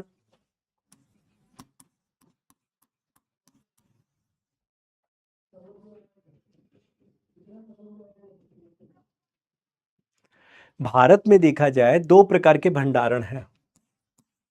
एक निजी भंडारण और एक सार्वजनिक भंडारण।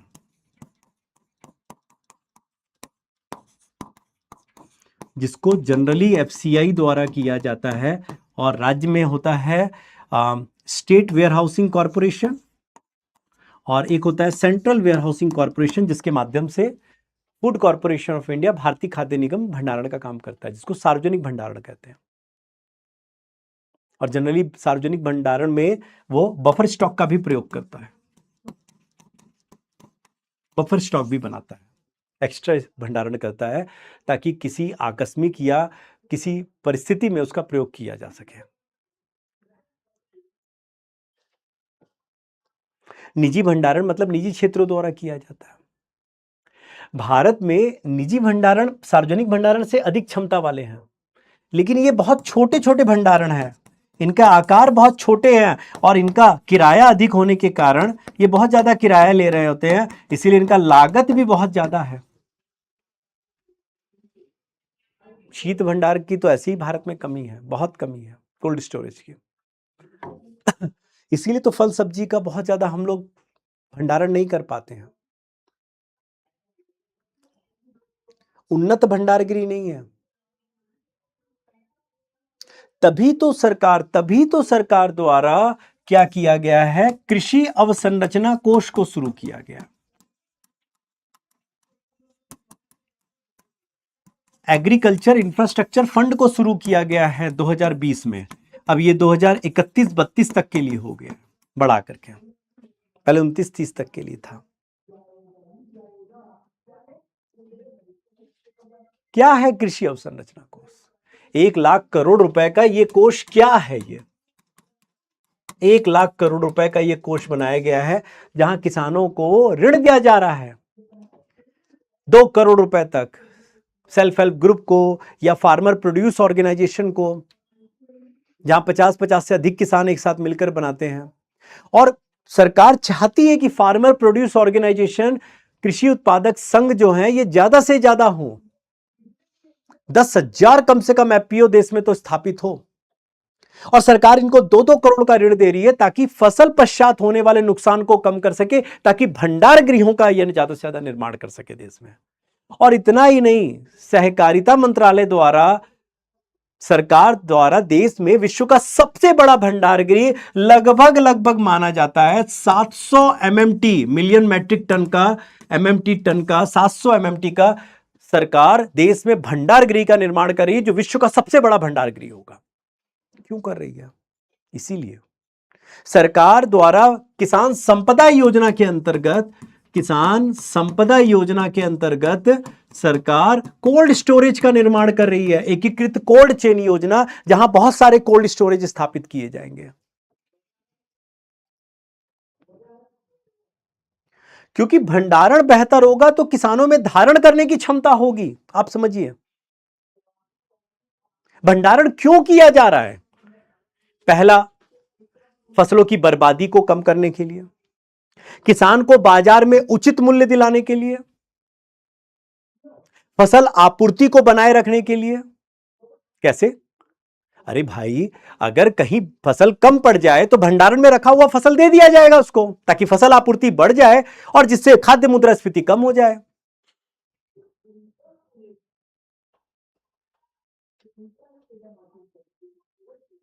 किसान को जब तक बेहतर कीमत ना मिले बाजार में, क्यों बेचने जाएगा? वो क्यों बेचेगा? वो भंडारण करेगा। तो किसानों में धारण करने की क्षमता को बढ़ाएगा। और इसी से संबंधित सरकार ने एक और चीज शुरू किया जिसको कहा जाता है ENWR, नेगोशिएबल वेयर हाउस रसीद, जहां सरकार बोलती है कि जो WDRA, warehousing development regulatory authority द्वारा स्थापित भंडार गृह है, आप वहां जाकर के अपने भंडारण करते हैं अपने उत्पाद का थोड़े से किराए पर, तो आपको वो जो रसीद जारी करेगा ऑनलाइन, उसको ENWR कहते हैं। अब इस ENWR का प्रयोग कर आप क्या कर सकते हैं? बैंक से लोन ले सकते हैं, आप इसको बेच सकते हैं बाजार में, ताकि आप उत्पादन कर सके, आपकी धारण करने की, आपकी होल्डिंग कैपेसिटी बढ़ सके।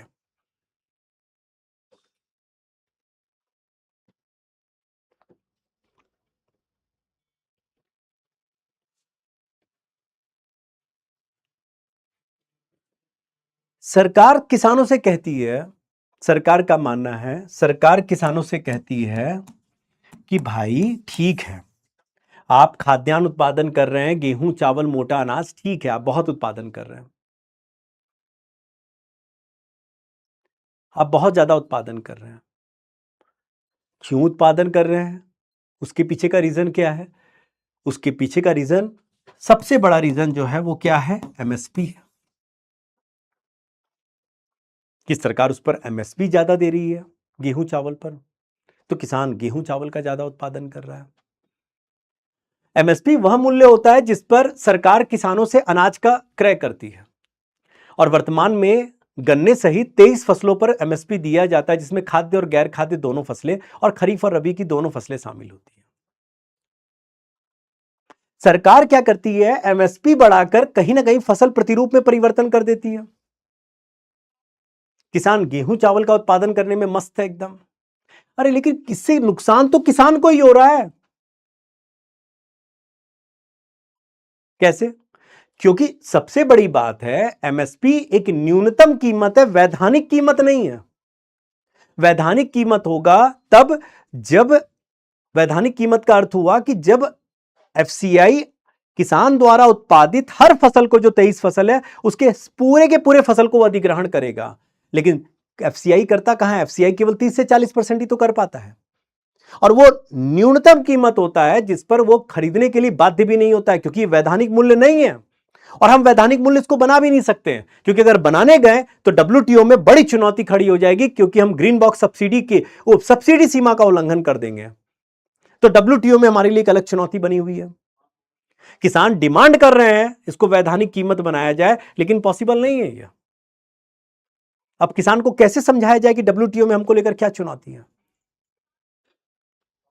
तो किसानों को प्रोत्साहित करना बहुत जरूरी है कि आप हाई वैल्यू फसल, हाई वैल्यू क्रॉप को उगाइए भाई, आप हाई वैल्यू उसको भी उगाइए गेहूं चावल के साथ। आप ड्रैगन फ्रूट उगाइए ना साहब। आज उत्तराखंड में ड्रैगन फ्रूट का उत्पादन पर इतना जोर दिया जा रहा है, इतना सब्सिडी सरकार दे रही है। क्यों दे रही है? क्योंकि ड्रैगन फ्रूट बाजार में हाई वैल्यू में बिकता है, लोग खरीदते हैं भाई इसको खूब। एक एक ड्रैगन फ्रूट का कीमत होता है 250-300 रुपया, 200 रुपया तक भी, उतना तक भी कीमत जाता है इसका। तो ज्यादा से ज्यादा कीमत वाली फसल का भी आप उत्पादन करना होगा आपको, तभी आपकी आय हम बढ़ा पाएंगे, आपकी आय बढ़ पाएगी। लो वैल्यू, हमारे साथ एक बहुत बड़ी समस्या भारत में देखिए, आप देखिए जरा कि हम लो वैल्यू का प्रोडक्शन करते हैं और उसका निर्यात करते हैं कृषि में, और हाई वैल्यू का हम आयात करते हैं, जैसे खाद्य तेल, पाम ऑयल, हम इंडोनेशिया मलेशिया से बहुत भारी मात्रा में आयात करते हैं, महंगा आता है बहुत ही। बहुत सारी फसलों का हम विदेशों से आयात करते हैं, सोचिए। दाल का भी हमें कभी कभार आयात करना पड़ जाता है। तो हम कम मूल्य वाले फसलों का उत्पादन ज्यादा करते हैं, निर्यात ज्यादा करते हैं, और ज्यादा मूल्य वाली फसलों का हम विदेशों से आयात ज्यादा करते हैं। आप सोचिए हमारा व्यापार कितना बढ़िया चल रहा है, व्यापार घाटा कृषि के क्षेत्र में हो रहा है, हमारा किसानों की आय कितनी कम हो रही है। तो हमें उच्च मूल्य वाली फसलों का उत्पादन करने के लिए किसानों को सरकार प्रोत्साहित कर रही है, सरकार द्वारा उनको प्रोत्साहन दिया जा रहा है, ताकि किसान कहीं ना कहीं फसल विविधीकरण को बढ़ावा दे।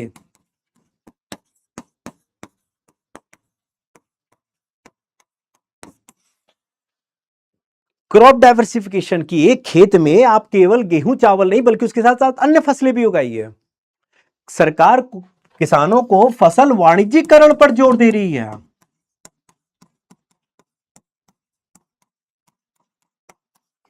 कॉमर्शियलाइजेशन ऑफ फसल, क्रॉप्स, कॉमर्शियलाइजेशन ऑफ क्रॉप्स, कि आप भाई उन फसलों का भी उत्पादन कीजिए जिनका मूल्य आपको ज्यादा मिले। केवल एमएसपी मूल्य पर आपको फोकस नहीं होना है, वो तो सरकार के सब्सिडी खर्च को, सरकार के राजकोषीय घाटे को भी बढ़ा रहा है।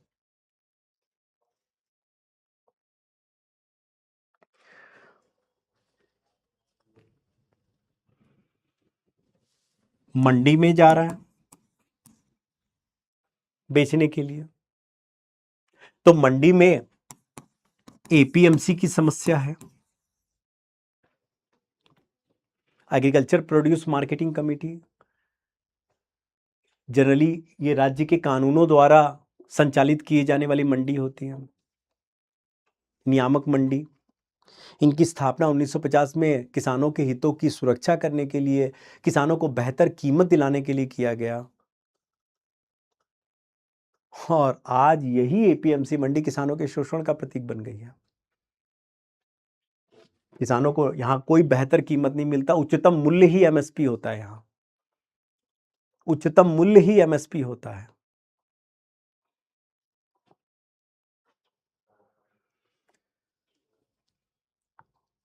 इतना शुल्क होता है एपीएमसी में, बहुशुल्क प्रणाली होता है, फसल ढुलाई, फसल तुलाई, गर्दा शुल्क, मंडी विकास शुल्क, परिवहन शुल्क, कि कभी कभी किसान का उत्पादन लागत से ज्यादा तो शुल्क लागत हो जाता है।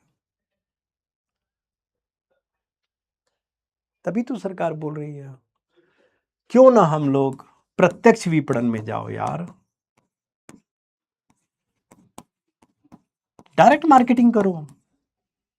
क्यों आप एपीएमसी मंडी में जाओगे, डायरेक्ट भेजो अपने उत्पाद को। यही तो सरकार 2020 में बिल लाई, पास नहीं हो सका, बट सरकार कोशिश तो करी। बिहार जैसे राज्य में कोशिश किया ही जाता है, सरकार कोशिश कर रही है संविदा कृषि को बढ़ावा दो यार, कॉन्ट्रैक्ट फार्मिंग को बढ़ावा दो, जहां कंपनी पहले ही किसानों से उत्पादन से पहले ही समझौता कर लेती है कि भाई लो, हम बीज उर्वरक सब देंगे, तुम उत्पादन करो बस, और जिस मूल्य में फसल को हम खरीदेंगे उसका मूल्य आज तय कर लेंगे। कितना बढ़िया है कॉन्ट्रैक्ट फार्मिंग। सरकार बोलती है क्यों एपीएमसी में जाओ, ई नाम से बेचो ना अपने उत्पाद को। राष्ट्रीय कृषि बाजार, नेशनल एग्रीकल्चर मार्केटिंग, ई नाम पोर्टल में जाओ, वहां जाकर बेचो। आप देश के किसी भी कोने में व्यापारी को अपने उत्पाद को विक्रय कर सकते हो, मध्यस्थों की भूमिका को समाप्त कर देंगे हम। दिक्कत यही तो होता है हमारे देश में, अगर कृषि विपणन की बात करें, यही तो बड़ी समस्या है कि अगर मैं बात करूं किसान, यहां बात करूं मैं उपभोक्ता, दिक्कत क्या है, किसान को अत्यंत न्यून कीमत में बेचने के लिए बाध्य होना पड़ता है, विक्रय करता है किसान बहुत कम कीमत में, एमएसपी से भी कम कीमत पे बाजार में बेचता है, और जबकि इसका लाभ उपभोक्ता को मिलना चाहिए कि भाई तो कम कीमत में मिल रहा है हमको, लेकिन उपभोक्ता को बहुत अधिक कीमत चुकाना पड़ रहा है। और इसका अधिक कीमत चुकाया गया का लाभ किसान को नहीं मिल रहा है, बल्कि यहां पड़े हुए हैं ना, एक किसान और उपभोक्ता के बीच कम से कम 4 से 5 मध्यस्थ तो होते ही हैं, और सारा लाभ ये मध्यस्थ उठा लेते हैं। किसान बेचारा क्या करेगा, हतोत्साहित होगा। क्या होगा? हतोत्साहित होगा। बोलेगा क्यों करें यार उत्पादन, नहीं करना उत्पादन, कुछ और काम कर लेंगे, जाकर मनरेगा में काम कर लेंगे, शहर में जाकर के ठेला लगा लेंगे, कुछ फैक्ट्री में काम कर लेंगे, नहीं करना कृषि का काम। लो हो गया उत्पादन कम। उत्पादन कम हुआ, लो खाद्य मुद्रास्फीति बढ़ गया देश में। लो बढ़ गई खाद्य मुद्रास्फीति। तो भारत में कृषि विपणन प्रणाली दोषपूर्ण है, दोषपूर्ण है, जो ठीक करना बहुत जरूरी है। क्यों ना ई नाम से बेचे, ई नाम प्लेटफॉर्म को, ऑनलाइन प्लेटफॉर्म को, जहां ये मध्यस्थों की भूमिका बिल्कुल समाप्त कर दी जाएगी। किसान डायरेक्ट उपभोक्ता, व्यापारी को बेचेगा, व्यापारी उपभोक्ता को बेचेगा। जहां उचित मूल्य मिलेगा, जिस शहर में मिलेगा, किसान वहां जाकर बेचेगा।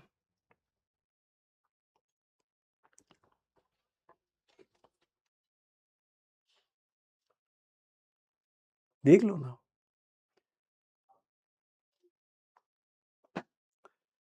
यही तो है। क्या पूरा एग्रीकल्चर टॉपिक ही है साहब।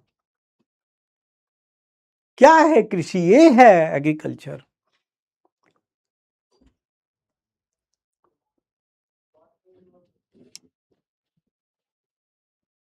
देखो ध्यान से देखो।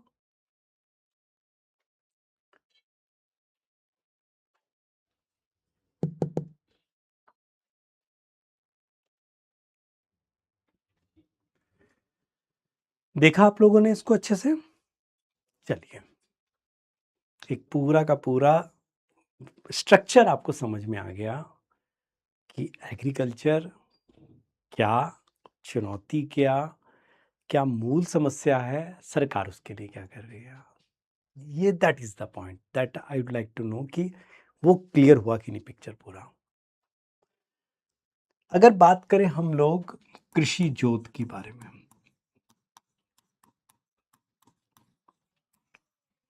मैं आपको थोड़ा आइडिया दे रहा हूं भूमि सुधार के बारे में।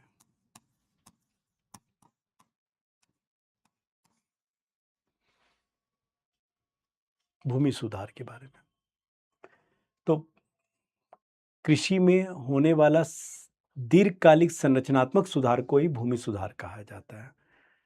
जैसे भूज में भूमि के पुनर्वितरण को शामिल किया जाता है। ठीक है ना?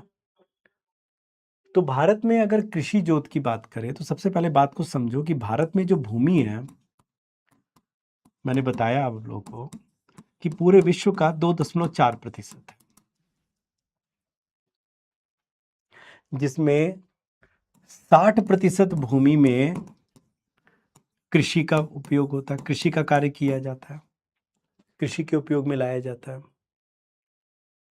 अब कृषि के ऊपर क्या है, जनसंख्या का बोझ अधिक है, क्योंकि प्रचंड बेरोजगारी बहुत है, जनसंख्या का बोझ अधिक है, और इससे समस्या खड़ी होती है क्या, दो बड़ी चुनौती खड़ी हो रही है, और वो चुनौती क्या है? एक है कृषि जोत का उपविभाजन,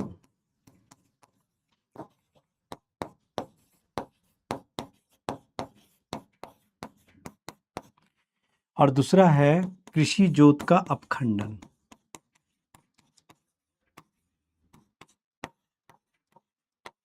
फ्रेगमेंटेशन। मतलब अगर एक कृषि जोत है ना, अगर वो 4 बच्चों में मान लो बट गया, तो 4 छोटे छोटे टुकड़ों में बट गया। इसको कहा जाता है, बड़े कृषि जोत छोटे कृषि जोत में बढ़ जाते हैं, उसको बोलते हैं सब डिवीजन, कृषि जोत का उपविभाजन। किसान के पास 4 हेक्टेयर भूमि है, लेकिन 1 हेक्टेयर यहाँ, 1 हेक्टेयर यहाँ, 1 हेक्टेयर यहाँ, 1 हेक्टेयर यहाँ। ये जो है अगर बात करें तो इसको कहा जाता है कृषि भूमि का अपखंडन। अपखंडन। और इससे बड़ी समस्या क्या होती है? इससे क्या दो बड़ी समस्या खड़ी होती है? क्या? एक तो प्रति किसान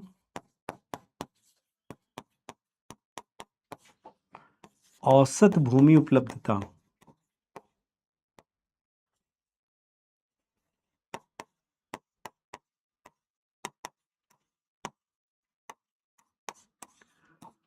कम हो रही है, कम होती जा रही है। प्रति किसान औसत भूमि की उपलब्धता मैंने बताया था 1971 में ये 2.7 हेक्टेयर भूमि था, हेक्टेयर, जो 2015 में अब तो और घट करके 1 हेक्टेयर से भी कम हो गया है, 1.08 हेक्टेयर हो गया।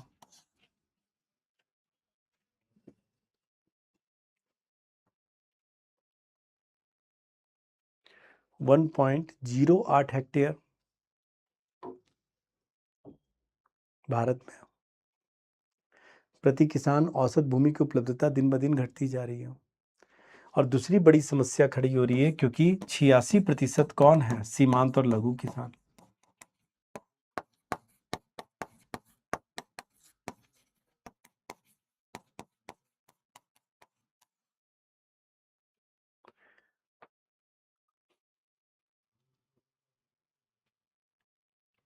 दो बड़ी समस्या।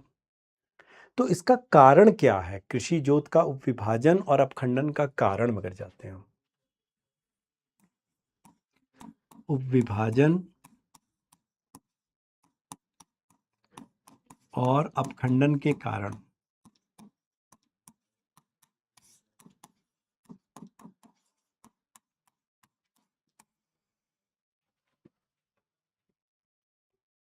एक, बढ़ती जनसंख्या।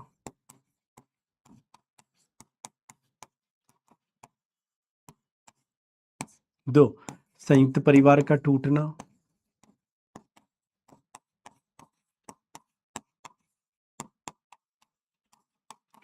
सब अपनी अपनी भूमि अलग अलग कर लेगा। तीसरा, उत्तराधिकार का नियम।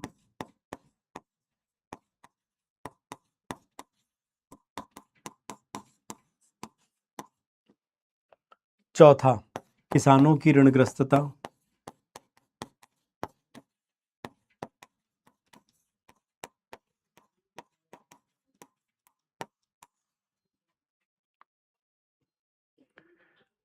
क्या होगा इससे? ऋणग्रस्तता में वो अपनी भूमि का टुकड़ा बेचेगा और ये उपविभाजन और अपखंडन का कारण बनेगा। अब अगर उपविभाजन और अपखंडन ये है, के कारण ये है, तो फिर इसका प्रभाव क्या है? प्रभाव क्या है? पहला, सीमांत और लघु किसान बढ़ेंगे।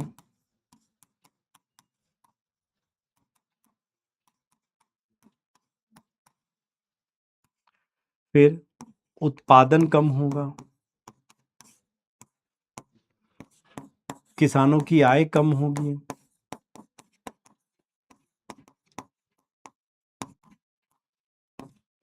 आय की विषमता बढ़ेगी,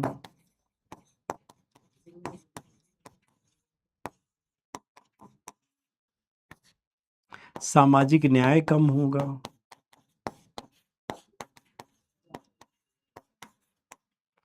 प्रचंड बेरोजगारी बढ़ेगी,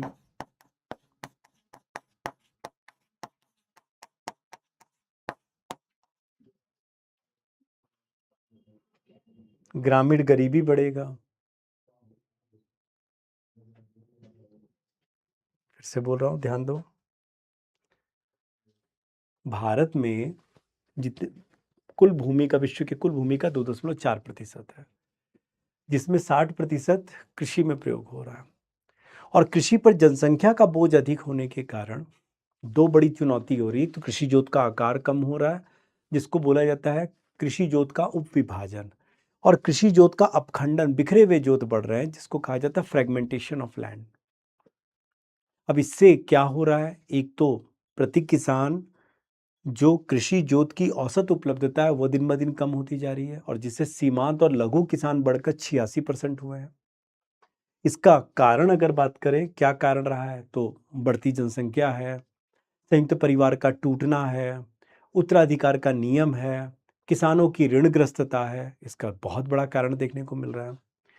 फिर अगर बात करते क्या प्रभाव पड़ रहा है, तो सीमांत लघु किसानों की संख्या बढ़ रही है, उत्पादन कम हो रहा है, किसानों की आय कम हो रही है, आय की असमानता बढ़ रही है, विषमता बढ़ रही है, ग्रामीण गरीबी बढ़ रहा है, सामाजिक न्याय कम हो रहा है और प्रचंड बेरोजगारी बढ़ रहा है।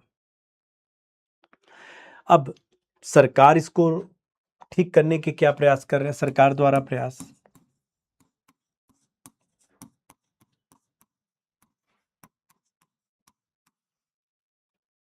सरकार द्वारा प्रयास की बात करते हैं तो क्या कर रही है सरकार? सबसे इंपॉर्टेंट बात है, सरकार द्वारा चकबंदी कानून को लागू किया गया, हदबंदी कानून को लागू किया गया। चकबंदी मतलब consolidation of land holding, consolidation of land holding. चकबंदी कानून का मतलब हो गया कि जहां पर जो बिखरे हुए जोत हैं किसानों के अलग अलग स्थानों में, उनसे वो कृषि भूमि ले करके उनको एक ही स्थान पर कृषि भूमि दी जा रही है, जिसको चकबंदी कंसोलिडेशन ऑफ लैंड होल्डिंग कहा गया। ये देश में बिखरे हुए जोत की समस्या को दूर करता है। कृषि जोत का आकार बढ़ाता है, इससे उत्पादन बढ़ेगा, किसानों की आय बढ़ेगी और किसान को उत्पाद का बेहतर कीमत भी बाजार में मिलेगा। लेकिन भारत में चकबंदी कानून का लाभ बहुत ज्यादा नहीं हुआ है, मात्र 3 से 4% किसानों को ही इसका लाभ मिला है। तो ऐसे क्या कारण रहे जो चकबंदी कानून की सीमित सफलता रही है? नंबर 1, सबसे बड़ा बात है कि कृषि भूमि के या कृषि जोत के रिकॉर्ड का अभाव है किसानों के पास। पर्याप्त रिकॉर्ड ही नहीं है उनके पास। जब पर्याप्त भूमि रिकॉर्ड नहीं होंगे तो सरकार कैसे वो भूमि को ले पाएगी, उसका चकबंदी कर पाएगी? दूसरी बड़ी समस्या आई कि कुछ किसानों से बहुफसली भूमि लिया गया और बदले में उसको एकल फसली भूमि दिया गया, तो किसान कैसे तैयार होंगे? उन्होंने चकबंदी कानून को लागू करने से उसमें आने से मना कर दिया। और तीसरा, किसानों का भूमि के प्रति लगाव, कि भले वो उधर में भूमि पड़ा हुआ है भाई, लेकिन हम उसको नहीं बेचेंगे और मेरे दादाजी का भी दादाजी की आत्मा वहां घूम रही है। तो ये जो किसानों का लगाव था, इसने भी चकबंदी कानून को असफल किया, बहुत ज्यादा सफल नहीं किया। फिर अगर बात करते हैं हदबंदी कानून, सीलिंग ऑफ लैंड होल्डिंग, सरकार क्या कर रही है? सरकार क्या कर रही है यहाँ पर? सरकार, राज्य सरकार द्वारा, अलग अलग राज्य सरकार द्वारा किसी भी पैमाने में उन्होंने क्या कर रही है, प्रति व्यक्ति या व्यक्ति को इकाई मानकर या परिवार को इकाई मान करके क्या कर रही है, अधिकतम भूमि की सीमा को वो कर दे रही है, निर्धारित कर दे रही है। जैसे मान लो एक परिवार में कहा गया कि भाई आप 5 हेक्टेयर से ज्यादा भूमि नहीं रख सकते। अब मान लो उसके पास 10 हेक्टेयर भूमि है, तो सरकार क्या बोलेगी, आप 5 हेक्टेयर रखिए, 5 हेक्टेयर भूमि हमें दीजिए। अब 5 हेक्टेयर भूमि उससे अधिग्रहण कर लेगी सरकार और फिर उस भूमि का पुनर्वितरण करेगी उन काश्तकारों को, टीनेंट को, जिनके पास स्वयं की कृषि भूमि नहीं है, जो दूसरों के खेतों में काम कर रहे हैं, उनको भूस्वामी देगी, भूस्वामित्व देगी। तो ये कौन सा कानून था? हदबंदी कानून। हालांकि इसमें भ्रष्टाचार बहुत था, इसलिए ये बहुत ज्यादा सफल नहीं हुआ कि जितना भूमि अधिग्रहण किया गया उसका सही आंकड़ा नहीं था, फिर भूमि का पुनर्वितरण ठीक से नहीं किया गया, बागवानी फसलों को इसके दायरे से बाहर रखा गया। तो जो भी किसान का भूमि अधिग्रहण किया जाता था वो बागवानी फसल कर लिया जाता था। फिर ये बेनामी संपत्ति को बढ़ावा दिया, बेनामी हस्तांतरण कर देते थे लोग अपनी भूमि का, ठीक है ना। तो हदबंदी कानून हुआ, चकबंदी कानून को लागू किया गया ताकि सरकार उपविभाजन और अपखंडन की समस्या को दूर कर सके, कृषि जोत के आकार को बढ़ा सके, भू स्वामित्व बढ़ा सके। फिर सबसे बड़ी बात है सरकार द्वारा कृषि भूमि रिकॉर्ड का डिजिटलीकरण, कृषि भूमि रिकॉर्ड का कंप्यूटरीकरण पर जोर दिया गया।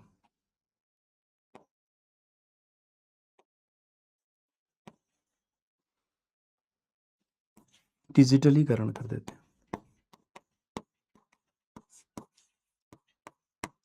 कंप्यूटरीकरण या डिजिटलीकरण पर जोर दिया गया। 2008 में सरकार ने एक कार्यक्रम लागू किया, national land record modernization of land record programme. Modernization of land record programme सरकार ने लागू किया 2008 में। और सरकार ने लक्ष्य रखा कि जितने भी कृषि जोत हैं उनके रिकॉर्ड का डिजिटलीकरण, कंप्यूटरीकरण किया जाएगा।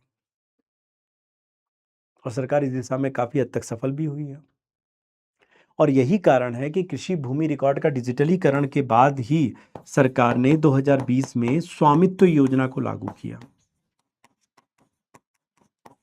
स्वामित्व योजना को लागू किया, जहां प्रॉपर्टी कार्ड दिए जा रहे हैं, कंक्लूसिव टाइटल, अंतिम प्रमाणन दिया जा रहा है सरकार की ओर से किसानों को। अब किसान आसानी से अपनी भूमि को बेच सकते हैं, उस पर उधार ले सकते हैं बैंक से स्वामित्व योजना के द्वारा। और ये तब हो पाया जब कृषि भूमि रिकॉर्ड का डिजिटलीकरण हुआ। सरकार द्वारा कोशिश किया गया, सरकार द्वारा काश्तकारी सुधार किया गया, काश्तकारी सुधार को लागू किया गया। काश्तकार कौन होते हैं? जिनके पास स्वयं की कृषि भूमि नहीं होती है, जो दूसरों के खेतों को पट्टे पर लेकर के, लीज पर लेकर खेती करते हैं और बदले में लगान चुकाते हैं। एक किसान भी काश्तकार हो सकता है। अगर हम एक किसान की बात करें तो वो भी काश्तकार हो सकता है।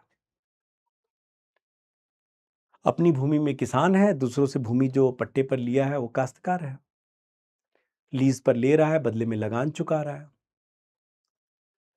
तो भारत में ज्यादातर देखा जाए तो जो है वो उपकाश्तकार हैं, और या तो स्वैच्छिक काश्तकार है, टेनेंट एट विल है, और जिनके साथ अनुबंध मौखिक में है, इसीलिए उनको हमेशा बेदखली का डर रहता है। जबकि सरकार के जितने भी नियम कानून हैं उसका लाभ उन्हीं काश्तकारों को प्राप्त है जिनका लिखित में अनुबंध है। और इसीलिए सरकार प्रयास कर रही है कि अब जो भी अनुबंध हो लिखित में ही हो काश्तकारों के साथ। और इसके लिए सरकार द्वारा मॉडल कृषि भूमि पट्टा अधिनियम, मॉडल कृषि भूमि नीति आयोग द्वारा तजामुल हक समिति के सिफारिश पर मॉडल कृषि भूमि पट्टा अधिनियम 2016 लेकर आई है।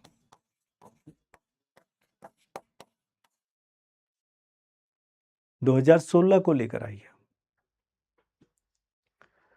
ताकि न तो काश्तकार न भूस्वामी दोनों को ही राहत मिल सके।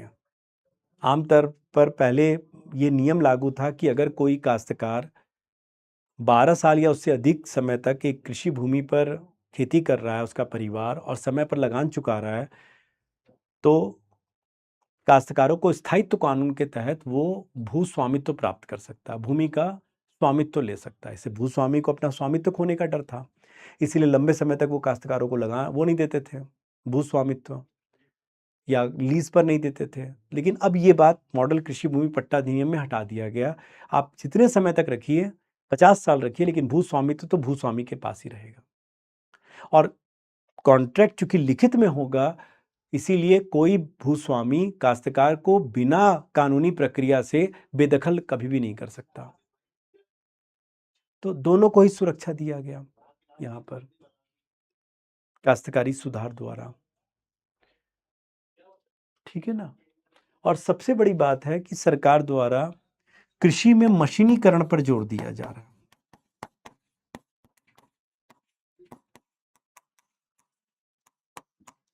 कृषि में मशीनीकरण को बढ़ाने पर जोर दिया जा रहा है। तो ये सरकार द्वारा प्रयास है। अब अगर बात करें, इसमें एक पॉइंट आता है, कृषि में मशीनीकरण की बात करें,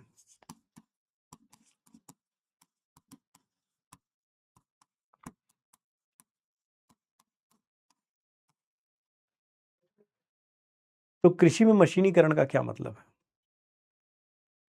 जहां उत्पादन से लेकर फसल कटाई और से लेकर हर कार्य या अधिकांश कार्य में मानव श्रम के स्थान पर मशीनीकरण का प्रयोग किया जाए, मशीनों का प्रयोग किया जाए।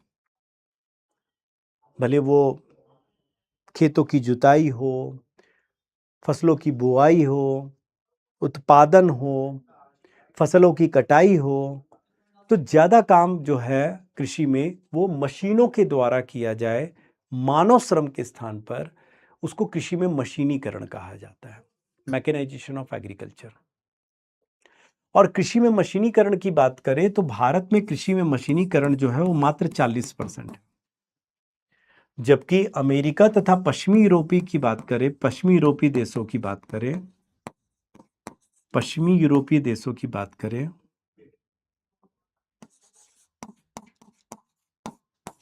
तो ये 98% के लगभग है। इसका मतलब है भारत में कम है, भारत में बहुत कम है। तो इसका कम होने का कारण क्या है? इतना कृषि में मशीनीकरण भारत में कम क्यों है? जबकि भारत में देखा जाए तो मानव श्रम का देखा जाए प्रयोग, मानव श्रम का जो प्रयोग है ये लगभग 60% हो रहा है। तो कम क्यों है? क्योंकि भारत में 86% कौन है? सीमांत लघु किसान है, गरीब है, वो अफोर्ड ही नहीं कर सकते हैं इतने बड़े मशीनों का। और दूसरा, इसका रखरखाव लागत भी बहुत होता है, लागत बहुत होता है। मशीनों का मूल्य अधिक होता है, बाजार मूल्य बहुत होता है, महंगे होते हैं मशीन ये, इसीलिए किसान उसको खरीद नहीं पाता है।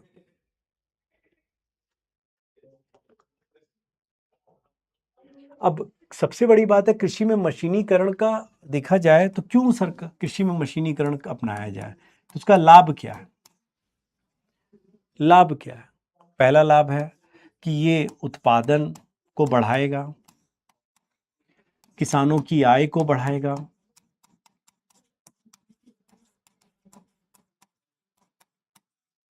गुणवत्ता को बढ़ाएगा, बेहतर फसल कटाई होगा तो, स्वच्छ फसल कटाई होगा तो गुणवत्ता बढ़ेगा,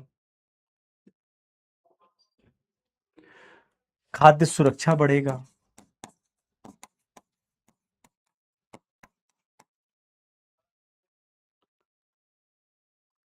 तो सरकार कैसे कृषि में मशीनीकरण को बढ़ावा दे रही है? सरकार द्वारा प्रयास,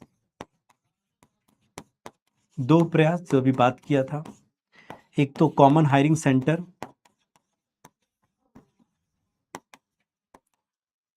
पंजाब, हरियाणा, मध्य प्रदेश, उत्तर प्रदेश, बहुत सरकार द्वारा किया जा रही है और बहुत फेमस हुआ है। कॉमन हायरिंग सेंटर स्थापित किए जा रहे हैं, किसानों को वहाँ बुला करके मशीन चलाने की ट्रेनिंग दी जा रही है और फिर उनसे कहा जा रहा है कि आप एक फार्म्स ऐप डाउनलोड कर लीजिए, फार्मर मशीनरी सॉल्यूशन, और उसमें किराए पर ले लीजिए आप, ये मशीन मिल जाएगा आपको अत्यंत कम लागत में, अत्यंत कम लागत में मिल जाएगा। ये है कृषि में मशीनीकरण क्या है, क्या उसके लाभ हैं, क्यों भारत में कम है और उसको बढ़ाने के सरकार के क्या प्रयास हैं। ठीक है, तो ये पार्ट हम लोगों का कंप्लीट एकदम ठीक है ना। देख लो, एक बार देख लो, देख लो।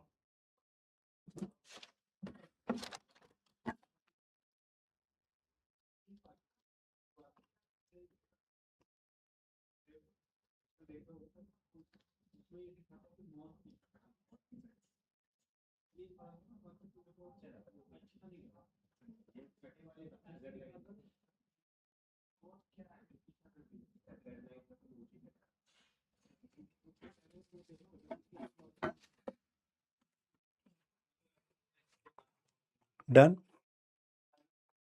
चलिए। तो कुल मिलाकर के किसान उत्पादन कर रहा है तभी देश में खाद्य सुरक्षा है ना। यानी हमारे देश में हमें किसानों का ऋणी रहना चाहिए कि किसान क्या कर रहा है, उत्पादन कर रहा है तभी देश में क्या आ रहा है, खाद्य सुरक्षा मिल रहा है, लोगों को खाने के लिए भोजन मिल रहा है। तो आखिर खाद्य सुरक्षा है क्या? खाद्य सुरक्षा का मतलब हुआ है एफएओ के अगर रिपोर्ट के अनुसार, एफएओ के अगर परिभाषा को ले, खाद्य एवं कृषि संगठन के अनुसार, खाद्य सुरक्षा का अर्थ है सभी लोगों को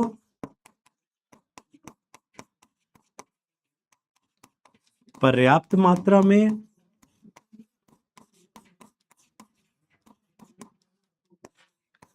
उचित पोषण भोजन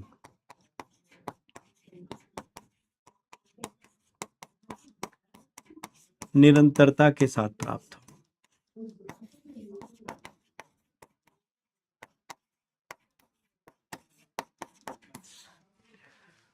तो उसे खाद्य सुरक्षा कहा जाएगा। सभी लोगों को पर्याप्त मात्रा में, जितनी उनको आवश्यकता है, और पोषण युक्त भोजन मिले।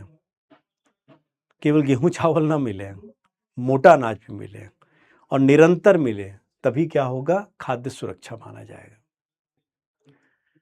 और जैसा कि अभी ग्लोबल हंगर इंडेक्स का रिपोर्ट 2025 में आया, वैश्विक भुखमरी सूचकांक का रिपोर्ट, इस संबंध में एक वीडियो भी है मेरा, आप देखिए उसको, लिंक में जाकर ग्लोबल हंगर इंडेक्स में जरूर देखिएगा। This is very important video, very very important. तो ग्लोबल हंगर इंडेक्स में भारत को 25.8 अंक दिया गया, जो गंभीर स्थिति में है।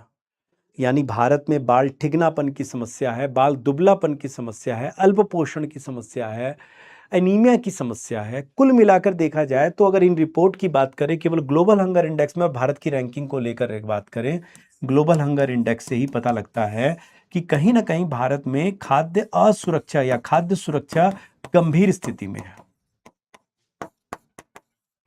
गंभीर स्थिति बनी हुई है। भुखमरी की समस्या, कुपोषण की समस्या को अगर देखें तो कहीं ना कहीं गंभीर स्थिति बनी हुई है। केवल ग्लोबल हंगर इंडेक्स रिपोर्ट से ही हम समझ सकते हैं। इसीलिए तो सरकार द्वारा इसको दूर करने के लिए कार्यक्रम चलाया जा रहा है, एनएफएसए कार्यक्रम, यानी national food security act, national food security act 2013, राष्ट्रीय खाद्य सुरक्षा अधिनियम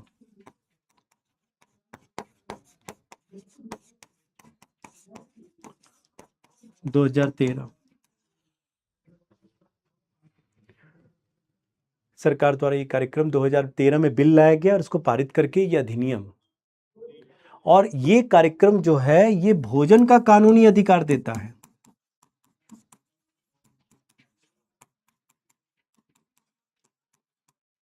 क्यों?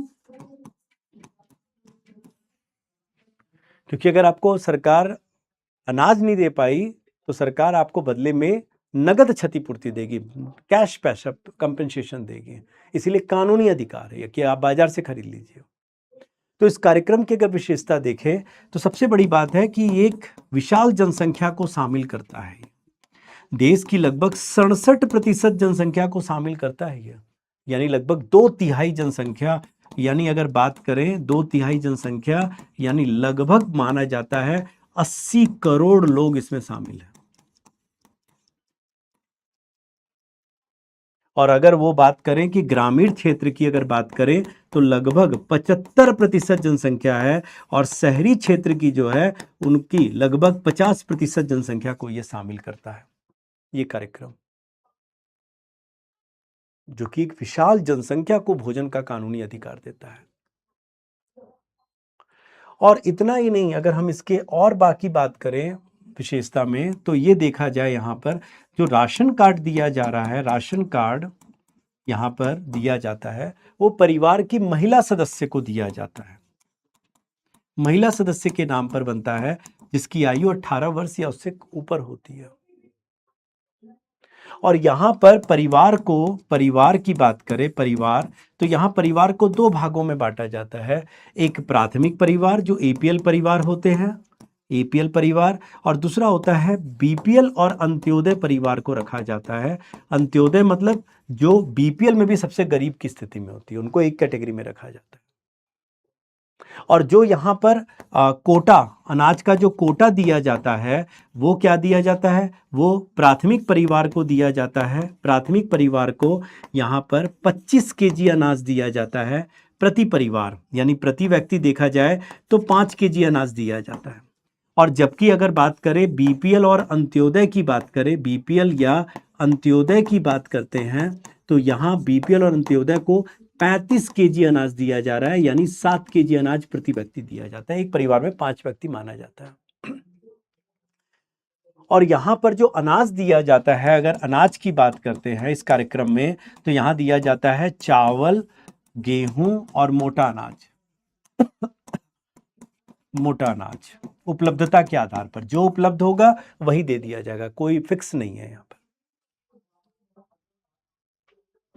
अगर पूरा 35 केजी चावल है तो चावल ही दे दिया जाएगा 35 केजी, उपलब्धता के आधार पर दिया जाता है। और पहले तो यहाँ पर जो चावल, गेहूं और मोटा अनाज 3 रुपए, 2 रुपए और 1 रुपया प्रति किलो की दर से दिया जाता था क्रमशः। लेकिन बाद में 2020 में सरकार द्वारा कोरोना महामारी के समय प्रधानमंत्री गरीब कल्याण अन्न योजना को शुरू किया गया। गरीब कल्याण अन्न योजना को शुरू किया गया 2020 में, और ये अनाज अब मुफ्त में दिया जाने लगा। सरकार बोलती है अब आपको ये मुफ्त में दिया जाएगा। और इतना ही नहीं, अब तो सरकार ने कहा है कि ये कार्यक्रम जो है 2024 में एनएफएसए कार्यक्रम से इसका विलय कर दिया गया, प्रधानमंत्री गरीब कल्याण अन्न योजना का। और अब 2028-29 तक सरकार कह रही है कि हम आपको मुफ्त में अनाज देंगे। ये 5 केजी अनाज मुफ्त में दिया जाएगा हर व्यक्ति को 28-29 तक मुफ्त में दिया जाएगा।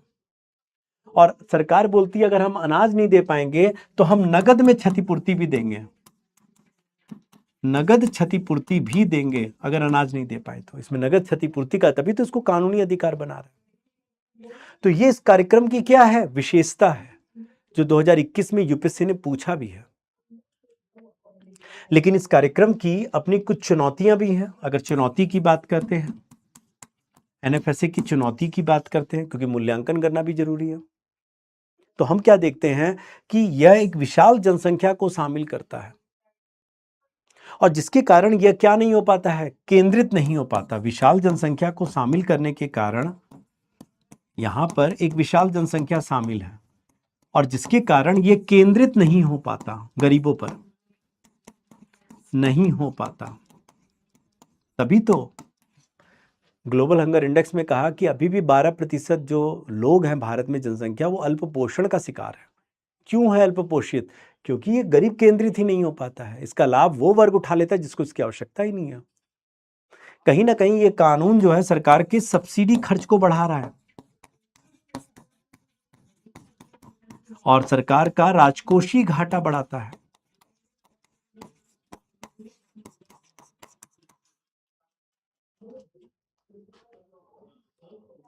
तीसरा, अगर बात करें Indian council of medical research,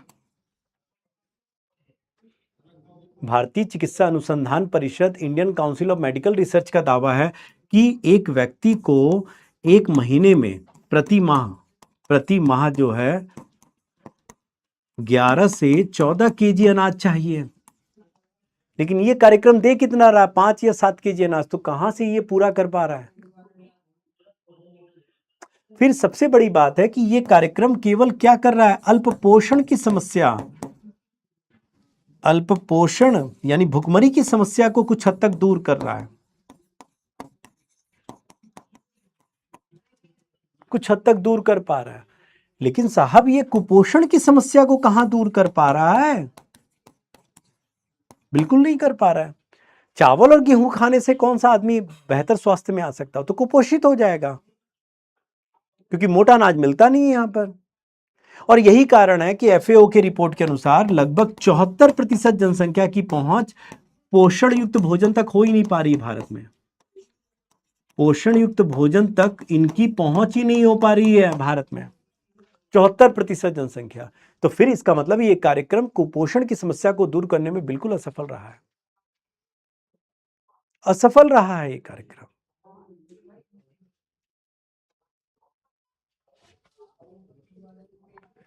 और सबसे बड़ी बात है कि यहां समस्या क्या है, एक समस्या यहां और है, और वो है पीडीएस में व्याप्त भ्रष्टाचार। व्याप्त भ्रष्टाचार, पीडीएस मतलब जन वितरण प्रणाली, पब्लिक डिस्ट्रीब्यूशन सिस्टम, राशन की दुकान, वहां भ्रष्टाचार अलग लेवल में दिखाई दे रहा है। पीडीएस क्या है? पब्लिक डिस्ट्रीब्यूशन सिस्टम की बात करें ये तो हुआ इसकी चुनौती। लेकिन अगर हम यहाँ बात करते हैं पीडीएस, यहीं से टॉपिक निकल के आता है पीडीएस, पब्लिक डिस्ट्रीब्यूशन सिस्टम।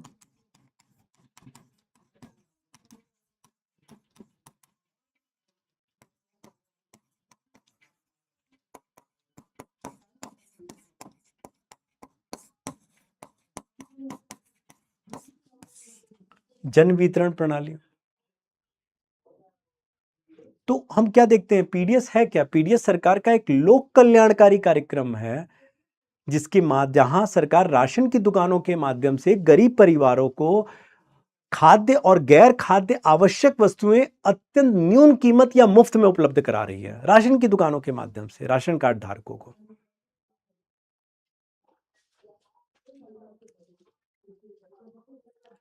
और इसीलिए क्योंकि यह केंद्र और सरकार दोनों मिलकर इसको चला रहे हैं, इस कार्यक्रम को, इसीलिए ये संविधान में समवर्ती सूची का विषय है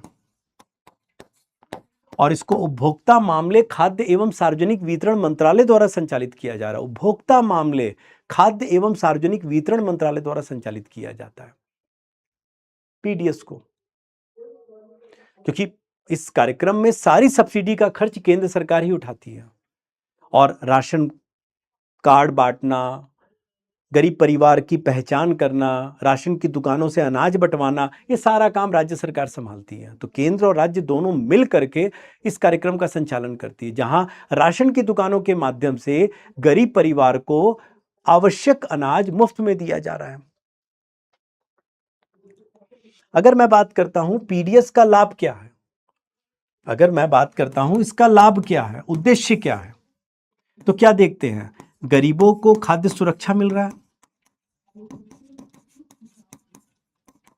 खाद्य सुरक्षा मिल रहा है, किसान अधिक उत्पादन कर रहा है क्योंकि सरकार उसको खरीद रही है, उत्पादन को बढ़ा रहा है, किसान अपने उत्पादन को बढ़ाने में सफल रहा है। फिर बाजार में कीमत नियंत्रण, बाजार में खाद्य कीमतें नियंत्रण हो रही है, खाद्य कीमतें नियंत्रण हो रही हैं, नियंत्रण में है। गेहूं चावल का दाम बढ़ेगा तो क्यों किसान जाकर बाजार से खरीदेगा, वो जाकर के कहां खरीदेगा, राशन की दुकानों में खरीदेगा, गरीब परिवार, गरीब व्यक्ति। तो इसका उद्देश्य या लाभ है ये। लेकिन यहां पर पीडीएस में चुनौती क्या है, पीडीएस में चुनौती अगर बात करते हैं तो सबसे बड़ी चुनौती तो दिखता है भ्रष्टाचार,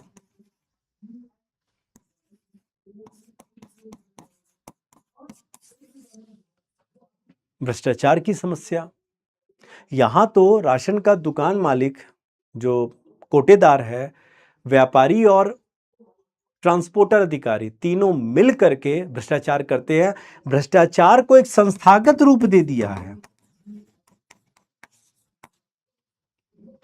एक बड़ी समस्या है फर्जी राशन कार्ड की समस्या,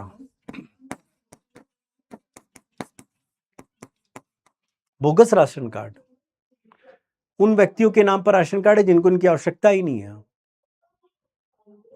गुणवत्ता का भाव, जो अनाज दिया जा रहा है वो गुणवत्ता युक्त नहीं है, उपभोग योग्य नहीं है। फिर मोटे अनाज का लगभग अभाव है,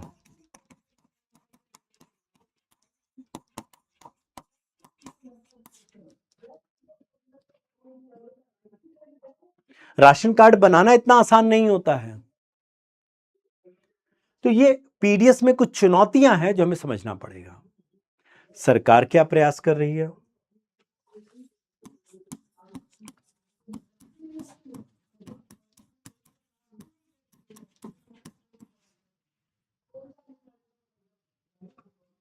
सरकार क्या क्या प्रयास कर रही है,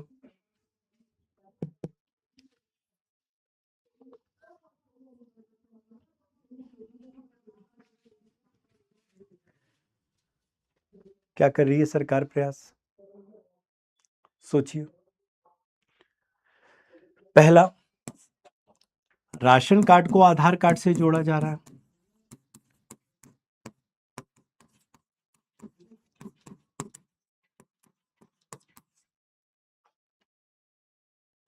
इससे फर्जी राशन कार्ड की समस्या दूर होगी।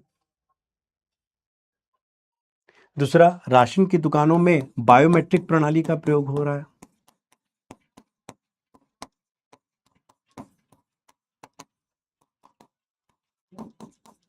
पॉस मशीन के द्वारा अंगूठा लगाइए, सही लाभार्थी की पहचान होगी। परिवहन में जीपीएस का प्रयोग हो रहा है ताकि सही लोकेशन का पता लगे कि वस्तु जा कहां रहा है। व्यापारी की राशन की दुकान में। फिर एफसीआई द्वारा अन्न दर्पण योजना को शुरू किया गया।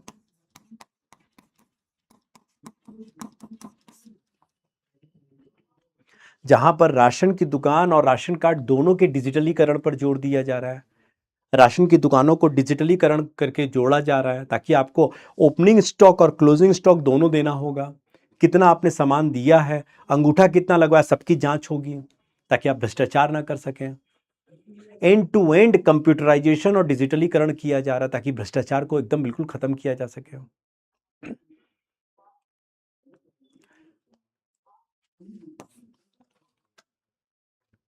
फिर सबसे बड़ा कदम, एक राष्ट्र एक राशन कार्ड।